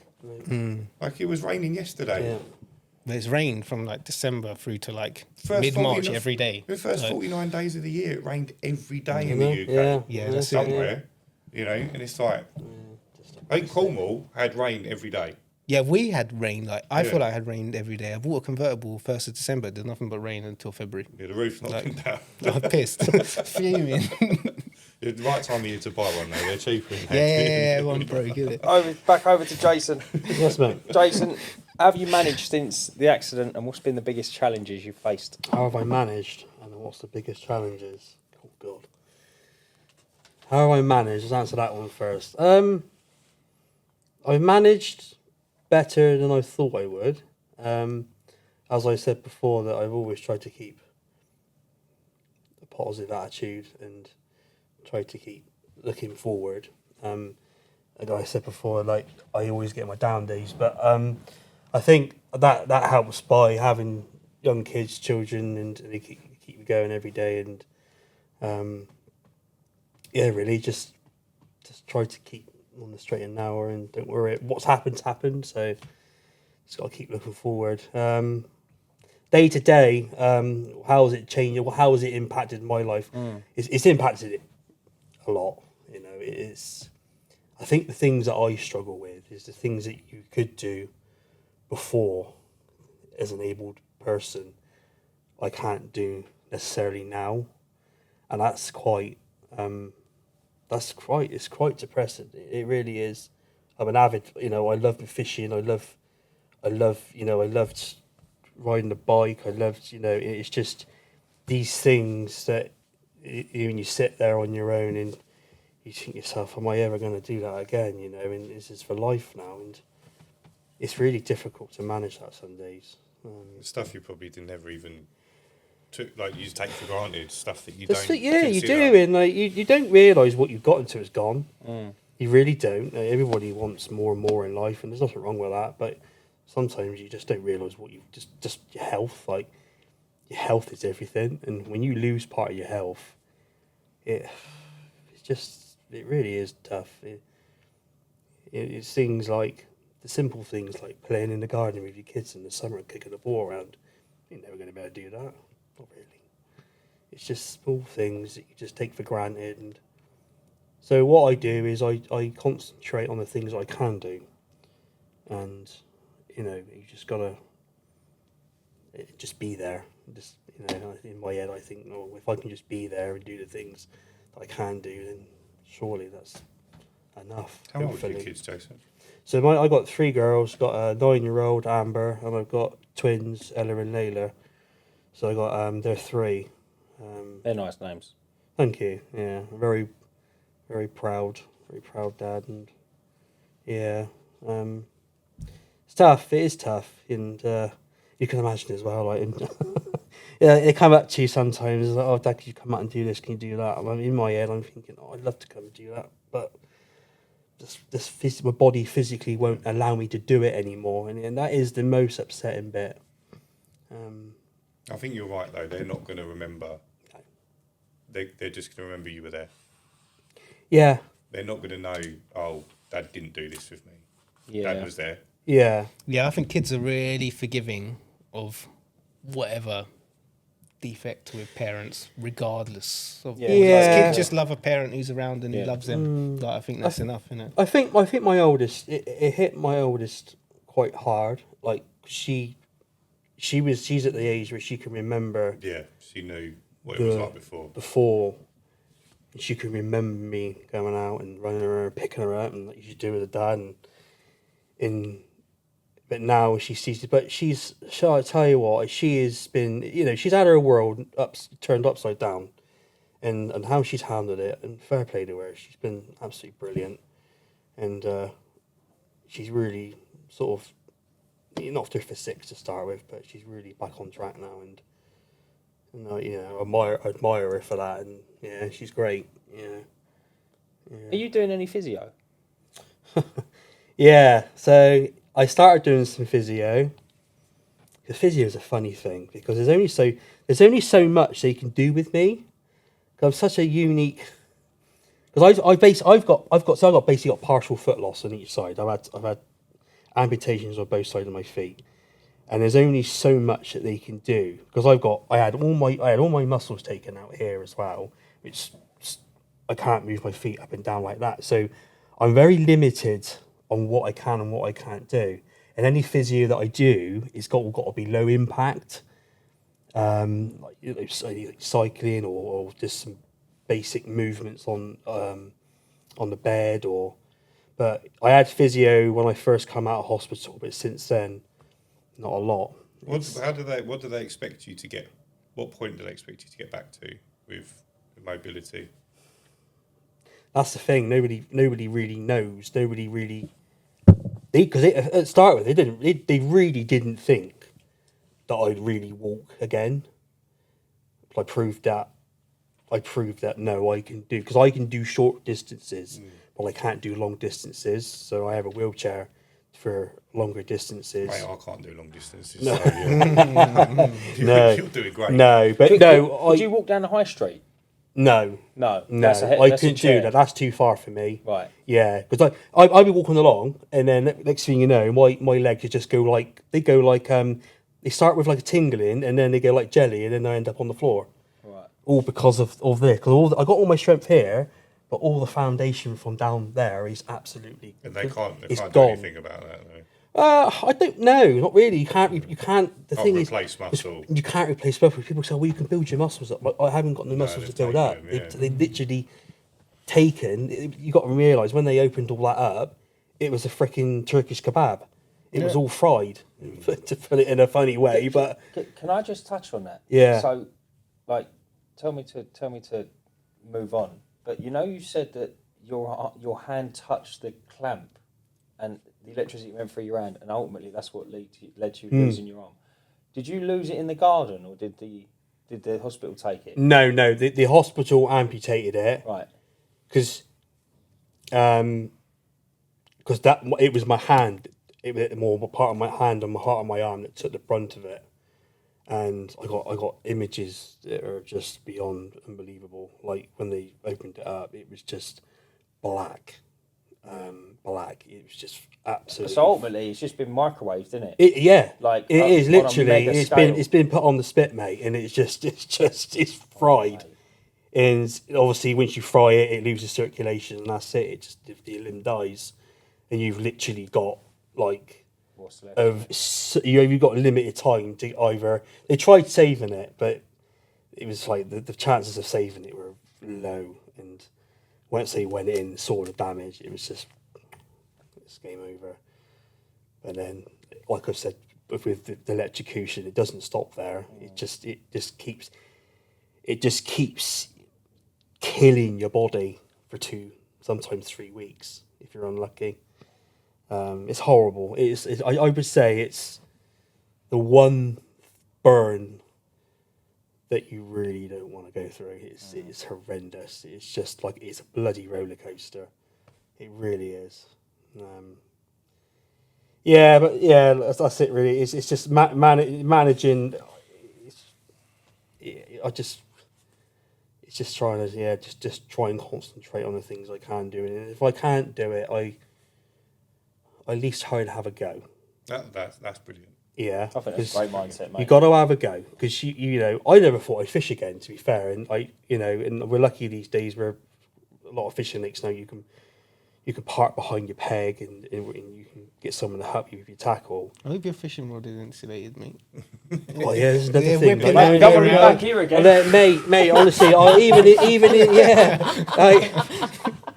Carbon fibre, not insulated. It didn't cook. But I could go on all about this subject like for like ages and bore people to death with it. But it's like, again, you could apply it to so many different scenarios. Fishing rods is a good one. Exactly. Yeah, Yeah, poles and stuff. But yeah, I tried to just drill it into people, and I know you asked me a question of the 3 things that I'd like to see changed, and I didn't quite answer them all. And obviously, the first one, I want people to be aware and talk. And try to all to get together and try and educate each other, and do more training.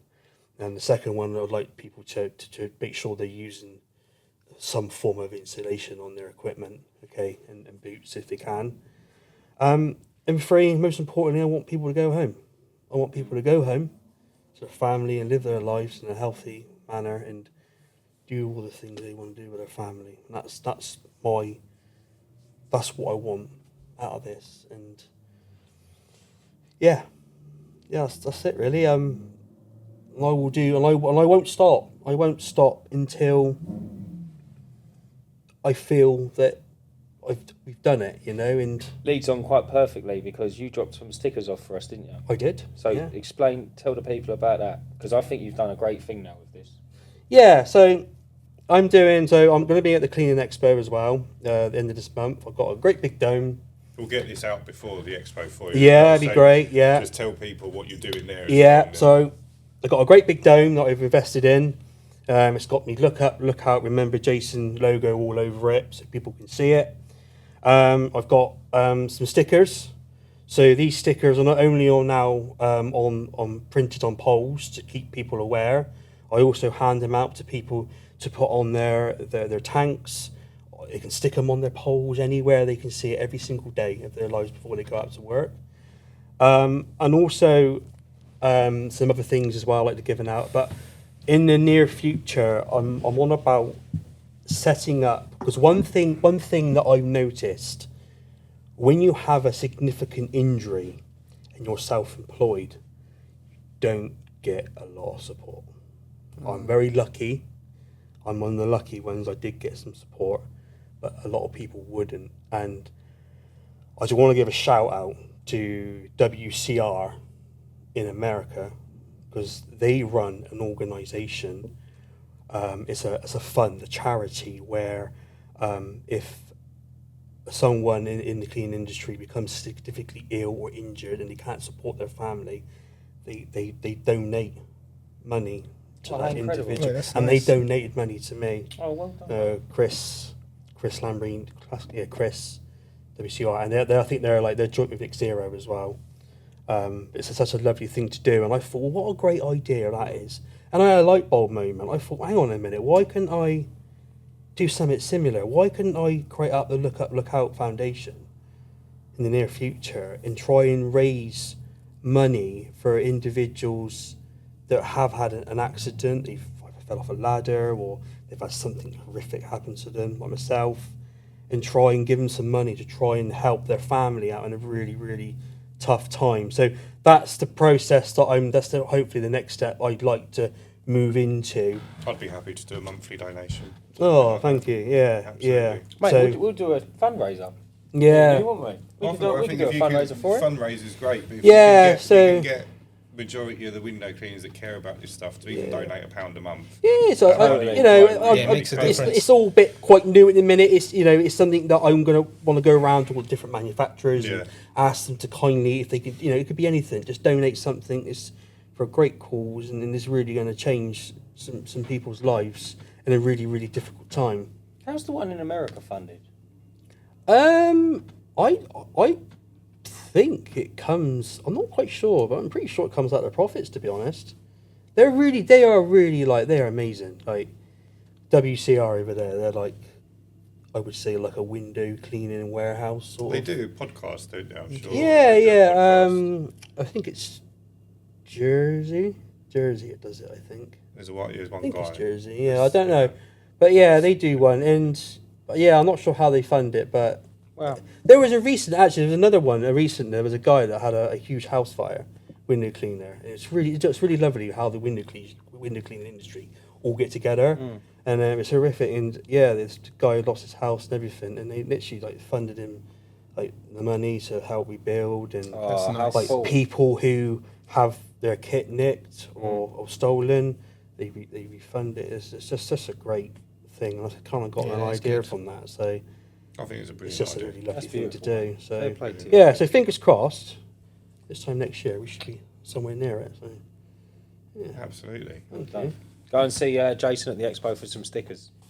For sure. We've got. And you're talking at the expo, right? Is that Yeah, right? yeah. You I'm got the doing seminar. I'm doing 2 talks, similar to what we've talked about today.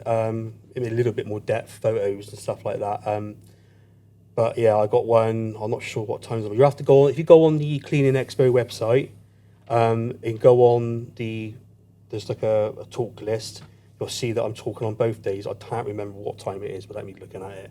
I have a look. I'm talking. Me and my dad will be up there, and we're going to be telling you how it happened, what we're doing in the industry, and how you as a community can help us get behind us, because you guys are just as important as what we are.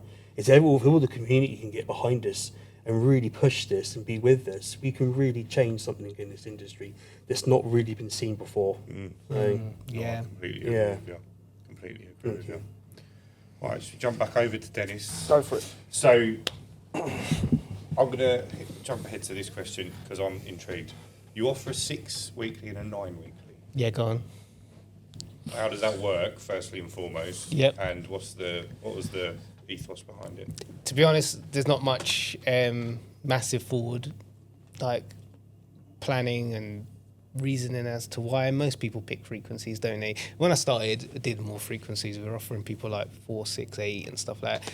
You realise really either do 1 frequency or 2. Ideally, if you do 2 frequencies like 5 and 10 where they overlap, better. But I just find that if you do anything longer than a 9 week, the window's just minging to clean. Now, if you do 12 weeks and stuff like that, especially in the summer and that, you like doing first clean every time, and the amount you need to charge is just ridiculous, And then 6 weeks, most windows are pretty clean, like apart from the very worst of summer when you've got a lot of insects about. So for me, I just think in terms of, it's not if it was most suitable for the business, I'd go 5 and 10. But I think it's most suitable for the customer for 6 and 9. So we just roll with that. That's not ideal, but everyone just syncs up because you obviously have the 6 and 9 do line up every so many cleans. Yeah. And I'm cleaning mostly quite tight now because the benefit really of when I had staff and we were bigger, we covered larger areas. And so all I've done was condense it down and kind of like cream off the top in many regards. Someone else I know took a portion of the work. My brother took some of the work in other places, and then I condensed down. And so that's it's the next pretty good. question. Actually, did you sell any of the work? How did that go? You know what? I did sell some to someone. Shout out Darren, Squeaky Clean Window Cleaning. He's like Overton way. Because he's similar to me, he's a decent guy, he does a good job. And we're selling the work. I had a lot of people contact me for a lot of the work they had around Andover and some of the villages out of there, which is what Darren took in the end, and my brother took the stuff in Andover. But a lot of the people, I know that they would take over the work and the customers probably wouldn't be happy.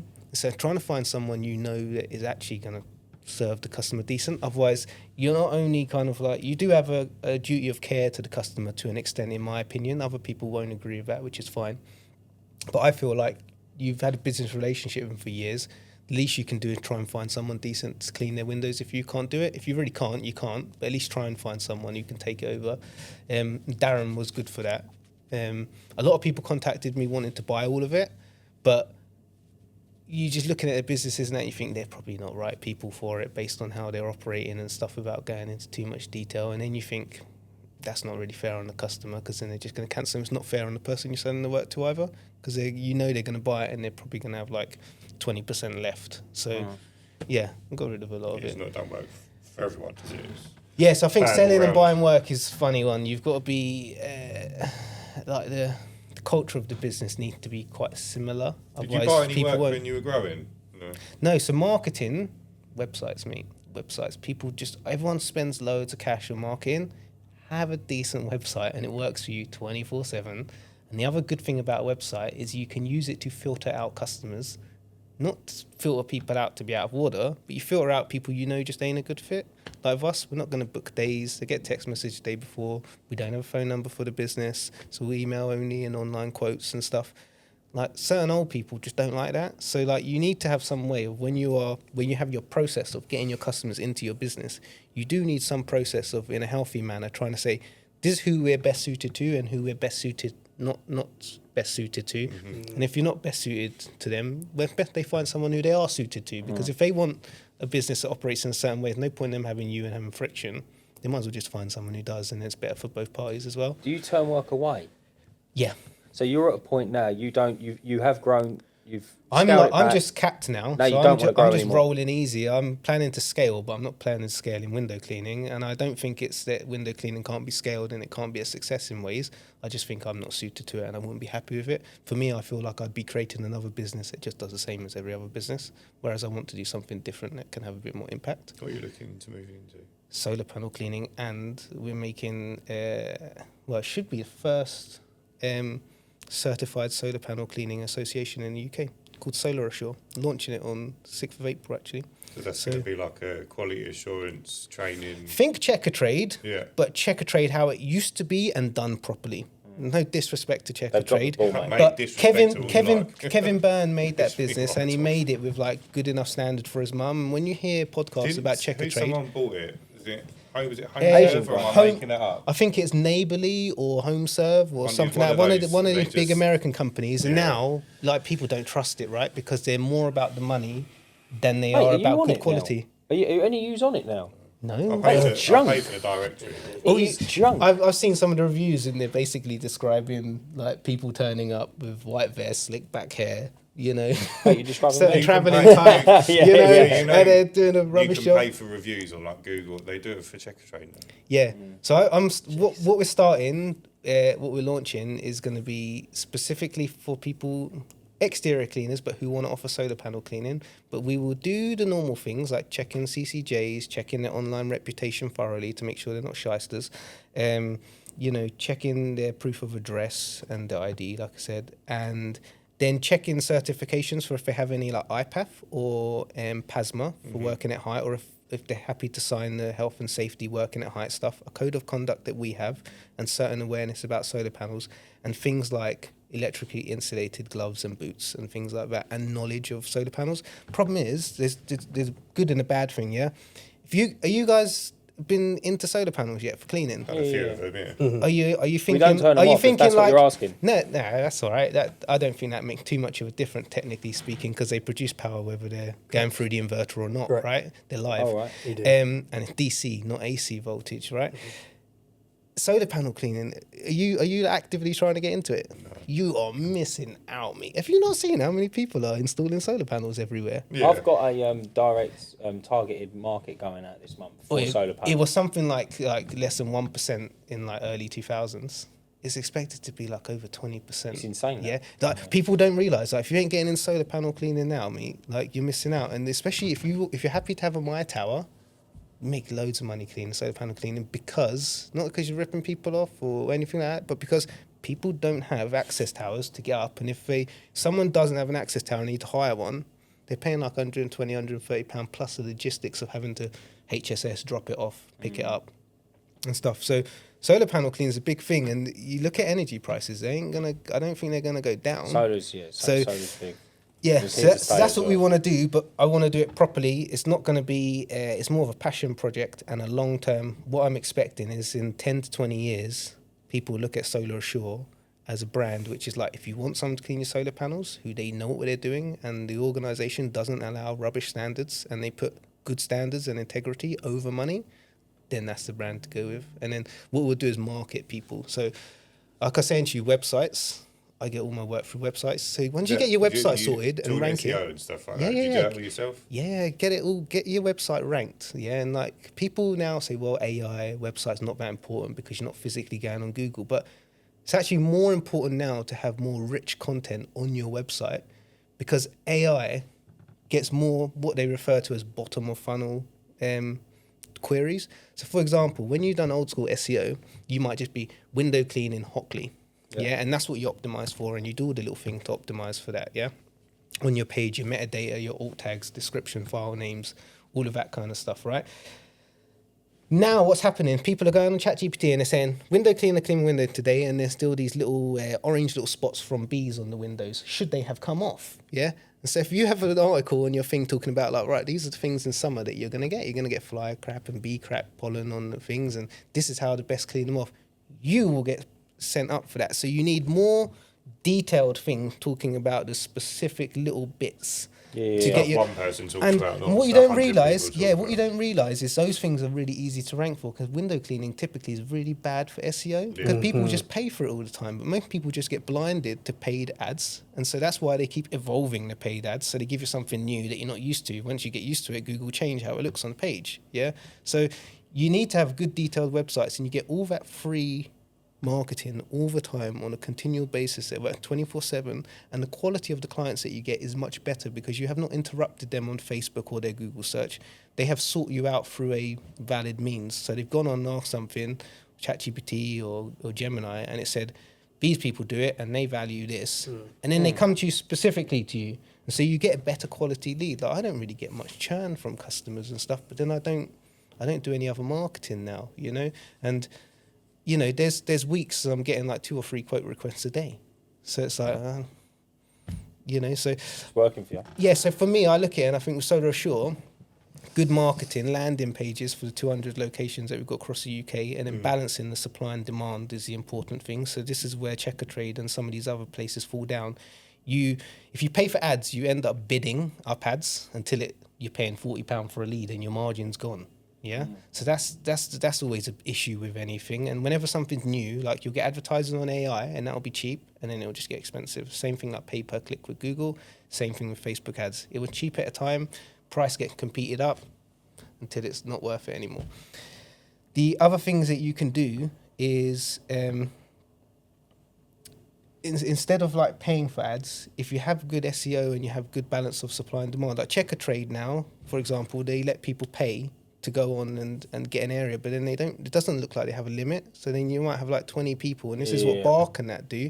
It's like you pay for a lead, but then like loads of other people are all jumping on the same thing. So again, you're competing and it's getting saturated, but to the bottom, in another way. Yeah. So what we want to do is, if you have an area, like if you have Hockley, you have a cleaner, and you don't introduce another cleaner unless the demand in that area will exceed what that cleaner is able to do.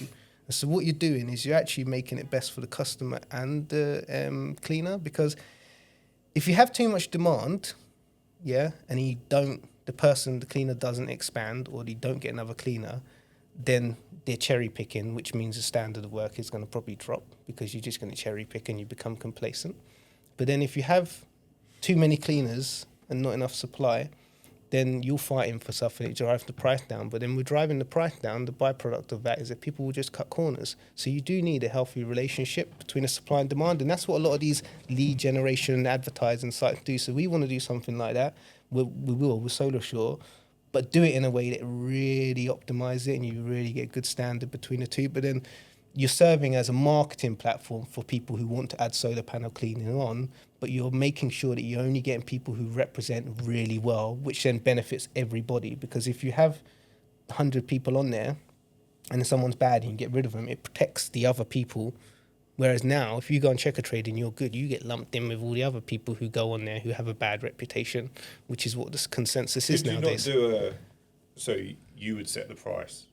So you'd say, right, it's £10 per panel. No. If you need access, and then the people that signed up, the customer can then choose the company that they want based on the accreditations. We're certifying that they've had certain checks done, and that we're certifying that they'll work to a required standard, and then we're doing the marketing for them.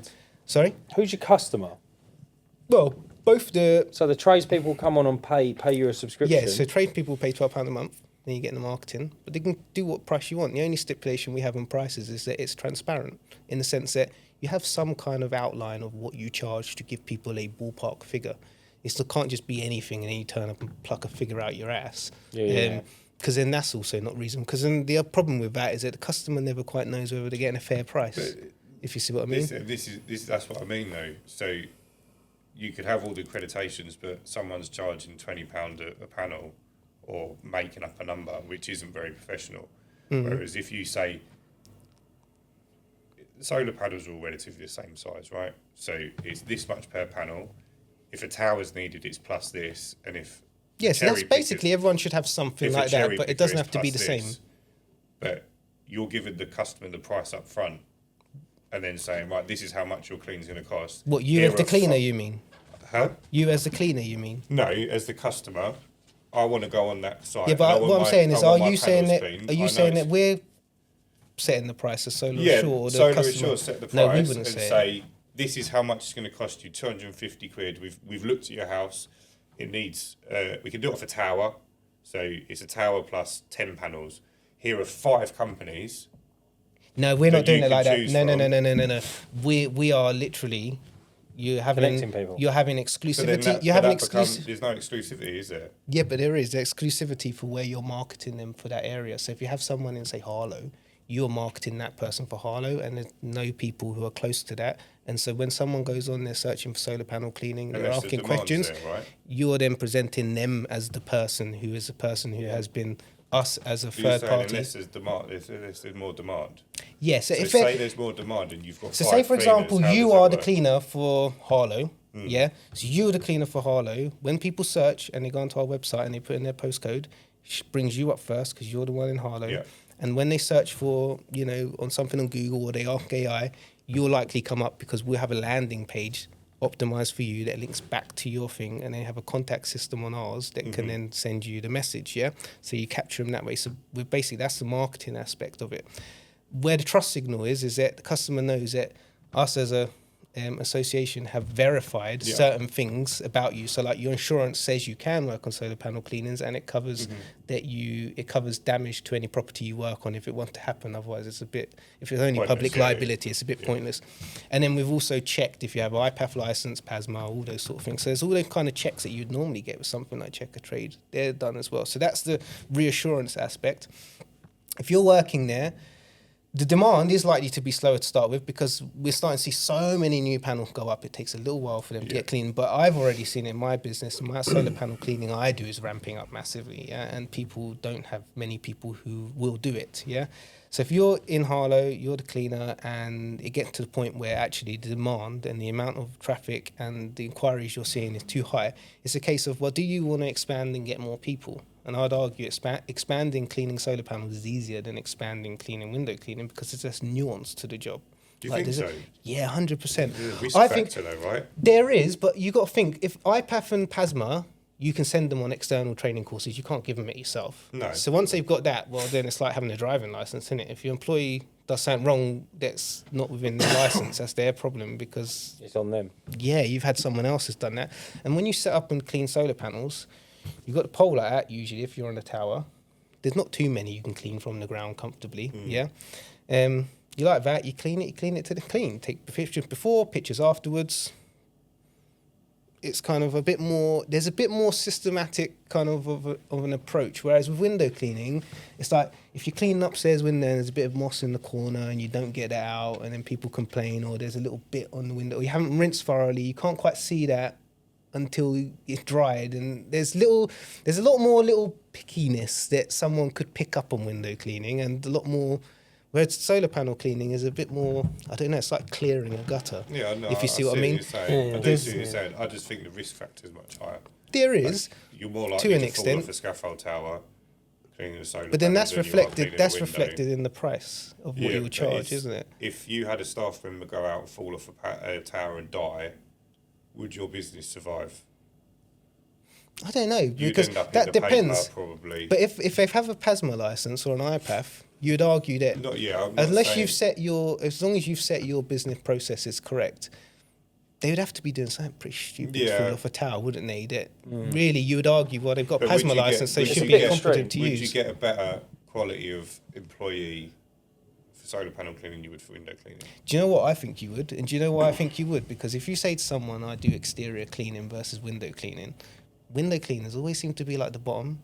Like Yeah, but I that's don't, just- I it's don't, I just don't, a I don't name, agree. isn't I don't it? agree with it, but I do think it's fair. If you said to someone like, you do render cleaning, people would automatically think render cleaning is But then higher it's than like, window I call cleaning. myself a transparent portal technician. Yeah, that's just Glass. It's just that's a- just it's made just up. a name, I isn't get it? people say Technician. glass technician. Yeah, that all that time. It's It's just a glass name, window right? cleaning technician. If or the something. actual job is going outside cleaning, don't really matter what you're cleaning. But Yeah, but you say that, yeah. I agree with you to an extent, but I've had it, yeah. So I have a second business set up where I just do solar panel cleaning and stuff because I've been getting into that, and that's where I see my expansion in the future. I don't see it as in window cleaning. I'll either sell my window cleaning business or I'll get someone to take it over who I think is good enough to do it, and the customers will be happy. Saying to Jason, bearing in mind I do window cleaning most of the time, yeah. My other brand, yeah, called Papaya Clean, yeah, and I go to Papaya Clean, yeah. I want a McLaren F1 is like a dream car, so Papaya is a thing. So, the papaya orange is the color, yeah, for McLaren F1 LM. Papaya orange is the color, which is white papaya, yeah. I go to people's house, I clean their solar panels, yeah, and do you know what they say to me? Yeah, I don't want any window cleaner coming around clean them because they don't know what they're doing. And you think that just proves that people have a perception of like if you have an I know it doesn't. No, it's just a brand perception. You're a solar panel specialist. No, but people they do wouldn't assume want the solar panel company coming around to clean their windows. No, but but the thing is, we look at it from our point of view, but from customers' point of view, a lot of customers still have this old school, I think it's unfair way of looking at window cleaners. It's like, have you ever had an employee and people say, "Oh, is your mate with you today?" Yeah. Why is it your mate? You employ him. It's a business. It's not your buddy, like him just helping you. And that's because people look at window cleaning. They don't think it's serious a lot of the time. No, they don't. It's the same reason why people just mess you around. And when you're a gutter business, they automatically think you are better at doing gutters than a window cleaner, which probably on balance is mostly correct most of the time. But it depends on the person. And most people, we have this thing. We say, don't judge a book by its cover. Yeah, but then everyone fucking judges the book by its cover. You say to someone you're window cleaner, they just assume you're stupid. Do you know what I mean? It's just the way we are in Britain. 2 years ago, I positioned my business as a pressure washing company. We'd done loads of pressure washing. Like we were the guys. The YouTube channel, 25,000 subscribers. Like we were the pressure washers. Then I went, this isn't scalable. I'm going to become a window cleaning company. I didn't rebrand. Just started making myself look like a window cleaning company. Yeah. And now we've got lots more window cleaning customers and we do a lot less pressure washing. Do you just say your business is curbside cleaning? Yeah. Yeah, maybe something like that is why, and you offer more services perhaps. Well, it's just an image thing. Like I've got 2 websites, curbside.cleaning, which isn't really specific to anything. It's just got all the services, and then we've got curbside window cleaning. We don't get any window cleaning inquiries through curbside.cleaning. So what's your other domain? Curbside window cleaning. And you get loads? Because SEO, isn't it, probably? It helps, but also it's tailored as a window cleaning company. But this plays into my point. Like I do think that, yes, you could have a window cleaning business on there, but I think if you have verifications of certain thing provided by a third party, it does add trust. She said, I don't want a window cleaner coming around and doing it. It's but funny, you are a window cleaner. But so it's just an image thing. Yeah, it's not exactly real, it. And fake. It's like it's trying to change British perception. It's like nails, isn't it? It's mate, like you ain't gonna do that. That's how they were brought up. That's not. You know, it's not a social perception. They've been brought up in a place like where they look down on people. It's just the culture. And the other thing is now, when you look around, I was saying to Jason, you don't see any. I've not seen any companies that like say their company specifically for solar panel cleaning. No, I haven't. No. And so I think it's like Coca-Cola and Pepsi. Like if they done taste tests in the 80s or something, everyone liked Pepsi more than Coca-Cola, or more people like Pepsi than Coca-Cola. But everyone still buy Coca-Cola. Why? Because it's first. So there's a big element, I think, with solar panel cleaning. I think, like, you're serious, like, it's worth getting in on it, because if you're one of the first names that are doing it, you'll be kind of sticky in people's mind as use them. It's like if you think of a premium plumbers in London, isn't it? Who do you think of? Yeah. That's exactly it, isn't it? Like, yeah, you'll get other premium, but because they're first and they're the one, they stick out the most in terms of branding and stuff. So I think there's a big aspect of, I think it's still quite early days, relatively speaking. But for me, like, I see the long-term expansion in being in solar panel cleaning. I can see like a larger business doing solar panel cleaning in the long term. I think it's more easier to systemize in terms of like the training for it and the jobs and that. I think and when you're at a job, you're there for a bit longer. So it's not as rushed and as high pressure as it is like window cleaning sometimes. So getting a good day window clean, you got to be like on the case. Do you not think at scale though you'd have to? What, like do it quicker? Like, right, you've got to do no, because I today, think there's more margin on it because less people do it. Well, what's an average? But then as more people start doing it, there's going to be less margin.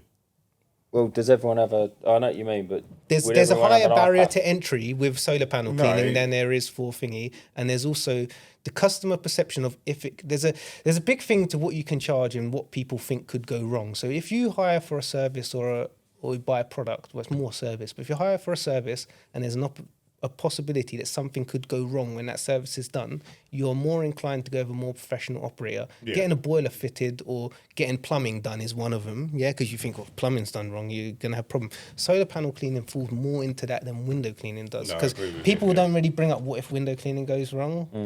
But with solar panels, most people have just paid 8 or 10 grand or 5 grand for an installation. They're a little bit more particular about getting it done, if you see what I mean. And so there's that aspect which makes people a little bit more choosy, and that's what I think people kind of present when they just don't want anyone coming around. With us. Run through some numbers. What numbers? Are you charging per panel? So I charge per panel, and I do it basically as to whether they have just a really light soiling, like you just get a little bit of algae film on there, which is like... So presumably you visit each site? No, get them to send photos, or we can visit, but ideally get them to send photos. Most of it is discernible from the photos.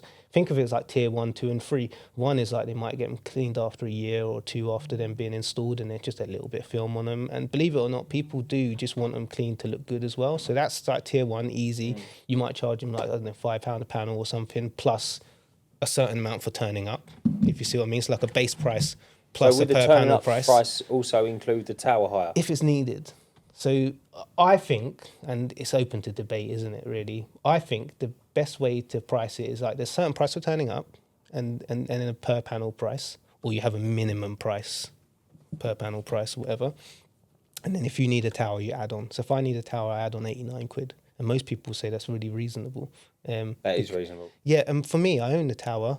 Once you buy a My Tower, say you spend £1,500, you buy a good used My Tower, it's like always worth 1,500 quid. So it's not even really like spending the money. You're just converting it into a tower for a while, and if you want it back, you just sell it again. People always want them. So I've got a My Tower for 2, and I can get it out of my van and put it up in about 25 minutes. And so you think, really, you're charging £90 for an hour's labour.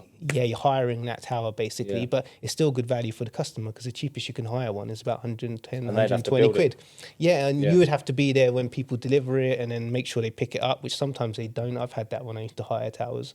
You get messed around. Don't drop them off. Yeah, and yeah, it's annoying, or they don't pick it up and you're getting messed around. It's at the customer's house or something because you can't fit it in your van. I never hired one. I bought one. So buy one. I'm not dealing with that. And then if there's with the lichen, you get some which have got a lot of lichen, and you got some which have got like light lichen and moss and stuff. And so you charge like a tier 2 and a tier 3 price. It might be What's tier 2? What's tier 3? Might be like 7 quid and 15 quid. And so what you find is when panels have got lichen on, you can make really good money. But then I've had it where I've gone to a house and you're charging them like 250 odd quid for solar panel cleaning, and then you're there for like 2 and a bit, 3 hours. Yeah. And the customer's delighted because they've gone and got 5 other quotes, and they're all from big freaking national companies who want to charge like 1,200 quid. Is that the norm? I don't know, but I've had it where a lot of people have said, like, you're the and they've got in touch with other window cleaners who can't do it because the roof pitch is shallow. And then you think, actually, we're still doing a good job here. Like you provide them the before and after pictures, and you're making good money doing a job. But what's it take to get a PASMA license? Make sure you buy a tower. Make sure your van can fit the tower in. A lot of people just won't do that. You see it window clean all the time. People don't buy decent kit. Just buy one and don't have a clue how to build it. Yeah. Just ring his mate and I'll show him how to do it. How do you go around, do you? I've got PASMA. And so I think it is a win-win. When I bought mine, I haven't done the PASMA, but I took Dan with me to every job, and I got him to build it. Because he has got a PASMA, and then Elliot's got a PASMA. So I just take him to every job now. How much is it for PASMA? It's still about 110 quid or something. Not a lot. It's so easy. But you find that even window cleaning, look at how many window cleaners don't get decent equipment. So you think most people don't want to do that. I don't want to go up the towers. I don't want to do them. Yeah, people just don't. It's a ball ache. I don't want to do it. I'd rather just do 50 window cleans. How do you get the, just for my own personal sanity, how do you get the liching? The tier 3 liching off, because mate, I just like. Do you know what? You'll probably disagree. He knows Solar Steve, and so he'll probably disagree a little bit. There's a big argument, and this is some of my optics experience comes in here. Lichen is really hard to freaking get off. Yeah, you take glasses off so you can't see it. No. But the problem with it, where it comes in is. You're a dad joke, innit? I do it all the time. You've got a choice. You can either use soft brush and it just takes forever. Yeah. It don't really come off. If you use chemicals, it's debatable because manufacturers of solar panels will say that you shouldn't use chemicals to clean it, but they don't specify what chemicals you can and can't clean most of the time.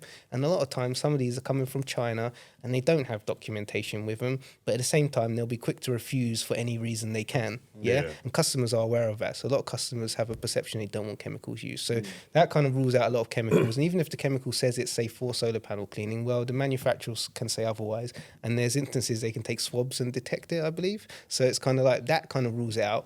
If you use a stiffer brush, the problem is that you can damage the AR coating on it, yeah?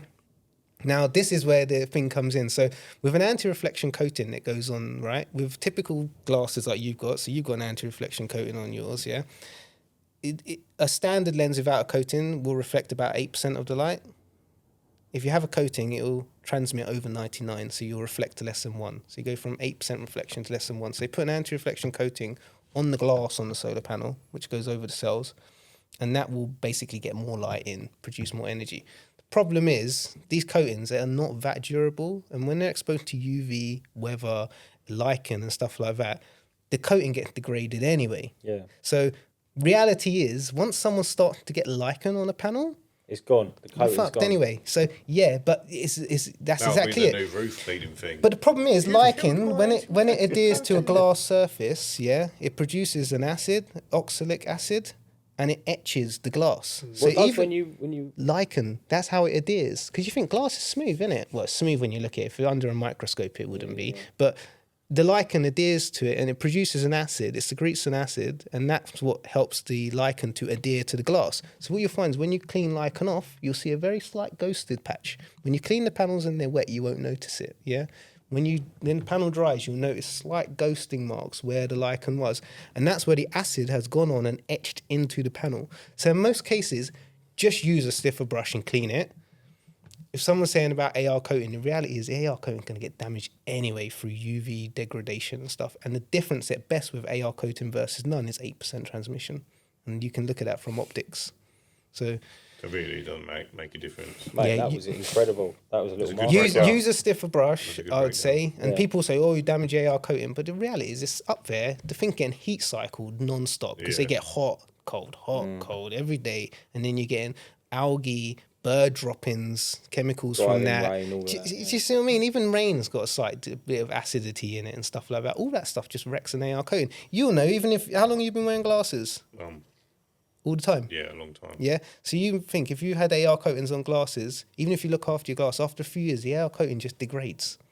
Yeah, I'll get new glasses. Do you see what I mean? Like, we've seen it in optics. optics. People come in and like after like 4 or 5 years, it's just degraded anyway. So What, and it's letting too much light in. no, what happens is when you have the anti-reflection coating on a lens, it's a coating that goes over the lens, and so it just degrades and comes off after a while.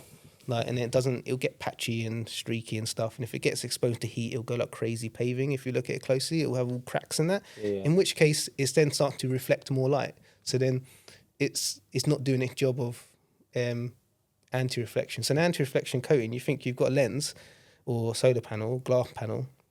The light's hitting it. 8% is bouncing back off. 90% is going through the glass or the lens. Yeah. When you have an anti-reflection coating, it allows the light to go through it. So you get less than 1% reflected and the rest transmitting through. So it's just not reflecting off of it. brighter. But then as the coating gets damaged, you'll get more reflection. Right, I've got So it now. it just degrades in effectiveness regardless. So at best, you're talking a few percent difference. If the panels are like 5 years old and they've got lichen on, well, you either have to leave the lichen on, or if you clean it, you damage it. And the problem is if you use a soft brush, like say you're using a flocked brush, the issue is a flocked brush allows nowhere for dirt to go for the most part. It holds a lot of the particles in the bristles, and then you're moving those particles around. Yeah, it's almost like creating a grip. Yeah. And if you use a stiff brush, the brush itself, the bristle has got a slight abrasive action, yeah, but it doesn't allow the particles. So it's kind of like 6 of one, Yeah, absolutely. half dozen Can't of the use one of other. them little walnut pads, no? That's the same, innit? Because any little bits and debris are moving around. abrasive, Do you innit? see what I Yeah. mean? So it's like, either way, you're kind of doomed. The only way you could do it is a non-contact cleaner. But I mean, then you're back to the same issue of chemicals Yeah, on of course panels. so. Do you see We what I just mean? pressure So wash them all. Well, you can. Just You But can. then you could, everything. yeah, but you could I- damage your seals on so the I- edges, so it's kind of I like know Steve Williams. He's they call him Solar Steve. Great guy, and he runs. nice moustache. He he's he just moved to Vegas actually, and he is like they call him Solar Steve because like he knows everything. Like there is nothing he don't know about a solar panel. He cleans them, he fits them, you name it. And he was showing me like the chemicals. Like if you put the wrong chemicals on there, it voids the warranty.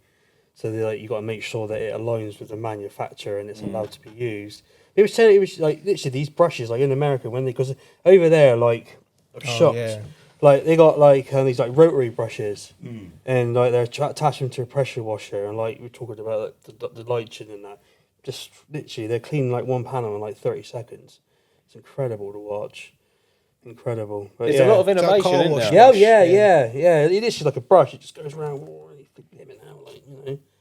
Have a bit of that, like. But Right, should we wrap this up? We all done? Yeah. All questions done? I've got no more questions. Mate, I've really enjoyed this, lads. Thank you so much for coming down. It's been really appreciated. Thanks, Dave. Remember how it to ends. throw in there before we close up. yeah, on my behalf, remember, look up, look out. Remember, Jason, I'm a perfect example of what can happen. So Thanks, Jason. please, get, guys, um, all right. You've got like websites and stuff we can. Yeah, pop we can in give the that to you. I've got description. one more thing I want Go to on, say. go I on. should have said it before, actually. Go on, more glass. I Go on. want to introduce something. I want to introduce something that you should have on your podcast, and I think most window cleaners in Go on. general would like it. I reckon we should introduce Rant Corner.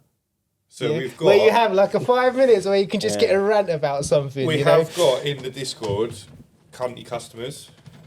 So What about ranting about a subject? Could I start a rant and have You a can 5 do, minutes? go on. What is it with people telling you about cleaning in the rain, like we were saying? Oh, mate, this Like, they're relentless. you turn know- up, I know you exactly turn up what at it the is. house and they say, why do you always pick a really bad day to come to my house? And you're like, dude, like, you know, it's like my full-time job. I do this like every day. Like, do Yeah. you think I honestly go home and I think, that person, John David, I'm going to go to his house tomorrow because it's freaking raining. He's so important that I thought of him specifically to go to his house when it's raining. It's like do you know what I mean? Like, you what is it know with what it people? is though, right? It's the traditional window cleaners that Yes. didn't go out when it was raining because it's My dangerous brothers going were up a them, ladder. yeah. The soap just runs off the window because it's all wet or whatever. It gets rained on, and that like stereotype has been brought over. Mm-hmm. So they think that you can't clean in the rain. When really they just didn't want to go out.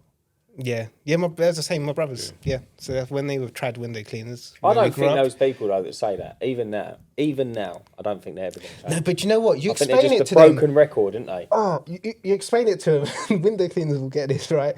I've said to them, well, the water is deionized or purified. The same result, different process to make this the end result, right? So you say rainwater is more or less purified water. True. Yeah? And then you'll say to customer, yeah, and they'll be like, yeah, and they'll get it. And they'll be like, but then why do you still clean in the rain? You think like, you just don't get it, do You you? just Like, didn't when I've listen to cleaned the what I said, window yeah. and it rains on it, it's just like extra rinsing, basically. It doesn't, unless the you have a rain's not Velox doing or a any cleaning. bifold, it doesn't really make a difference. And then you think, well, what if I come to you, like yesterday was a sunny day. If I'd come to you yesterday, you'd go, they say that thing all the time, don't they? Oh, you picked a good day for it. And you think, well, no, I fucking didn't actually. I just clean every day. Yeah. And then like it rains the next day, but you're happy if I come on you on a sunny day. And then Even though the it's next gonna day- rain tomorrow. It's like, Yeah. no sense. Yeah. No That extra sense. 12 No hours in logic. the month like that. That's, Yeah. That makes worth paying for it. I don't know. You need a little business card. Say to people, film the rant and give it to them, so they just stop asking you. I'm just on the back say, don't mention the rain. Just don't talk Yeah. to me. Yeah. That's it. Just Leave pretend I me don't alone. exist. Yeah. Just Like pretend everyone I'm else not in here. my life. Yeah. And just pay your bill. Oh, there we go. Is that Gav? No, I think it might be Jason. Is that Jason? Take a seat, son. We're just wrapping up. Cheers, lads. Thank you for coming down. Thank No you. problem. Appreciate it immensely. Are we Well- still live? Yeah, we are. Can I just quickly say something about Of the course you show? can, mate. Of course you can. I've literally got some manufacturers at the expo donating some stuff and some prizes. Yeah. And if you just come up to the stand where I am, there's a charity thing. You do sort of raffling off insulated poles and stuff, and all the money goes to Oh, the amazing. local air ambulance Brilliant. Oh, and, do that. and the hospital. So yeah, just Absolutely. want to get that out there. Yeah, just totally. let people aware of that. And When anything you can do. when you're drawing it, is it at the It'll be show on the day, and yeah. It'll be on the Cool. day, so yeah, I'll be doing it on the day. So Amazing. All right. Yeah, perfect. We'll Nice. we'll get all the information. Get it over to Dan, and we'll get it in the Yeah, description as brilliant. well. Yeah, before, thank you. right? Thank you very much. Right, guys.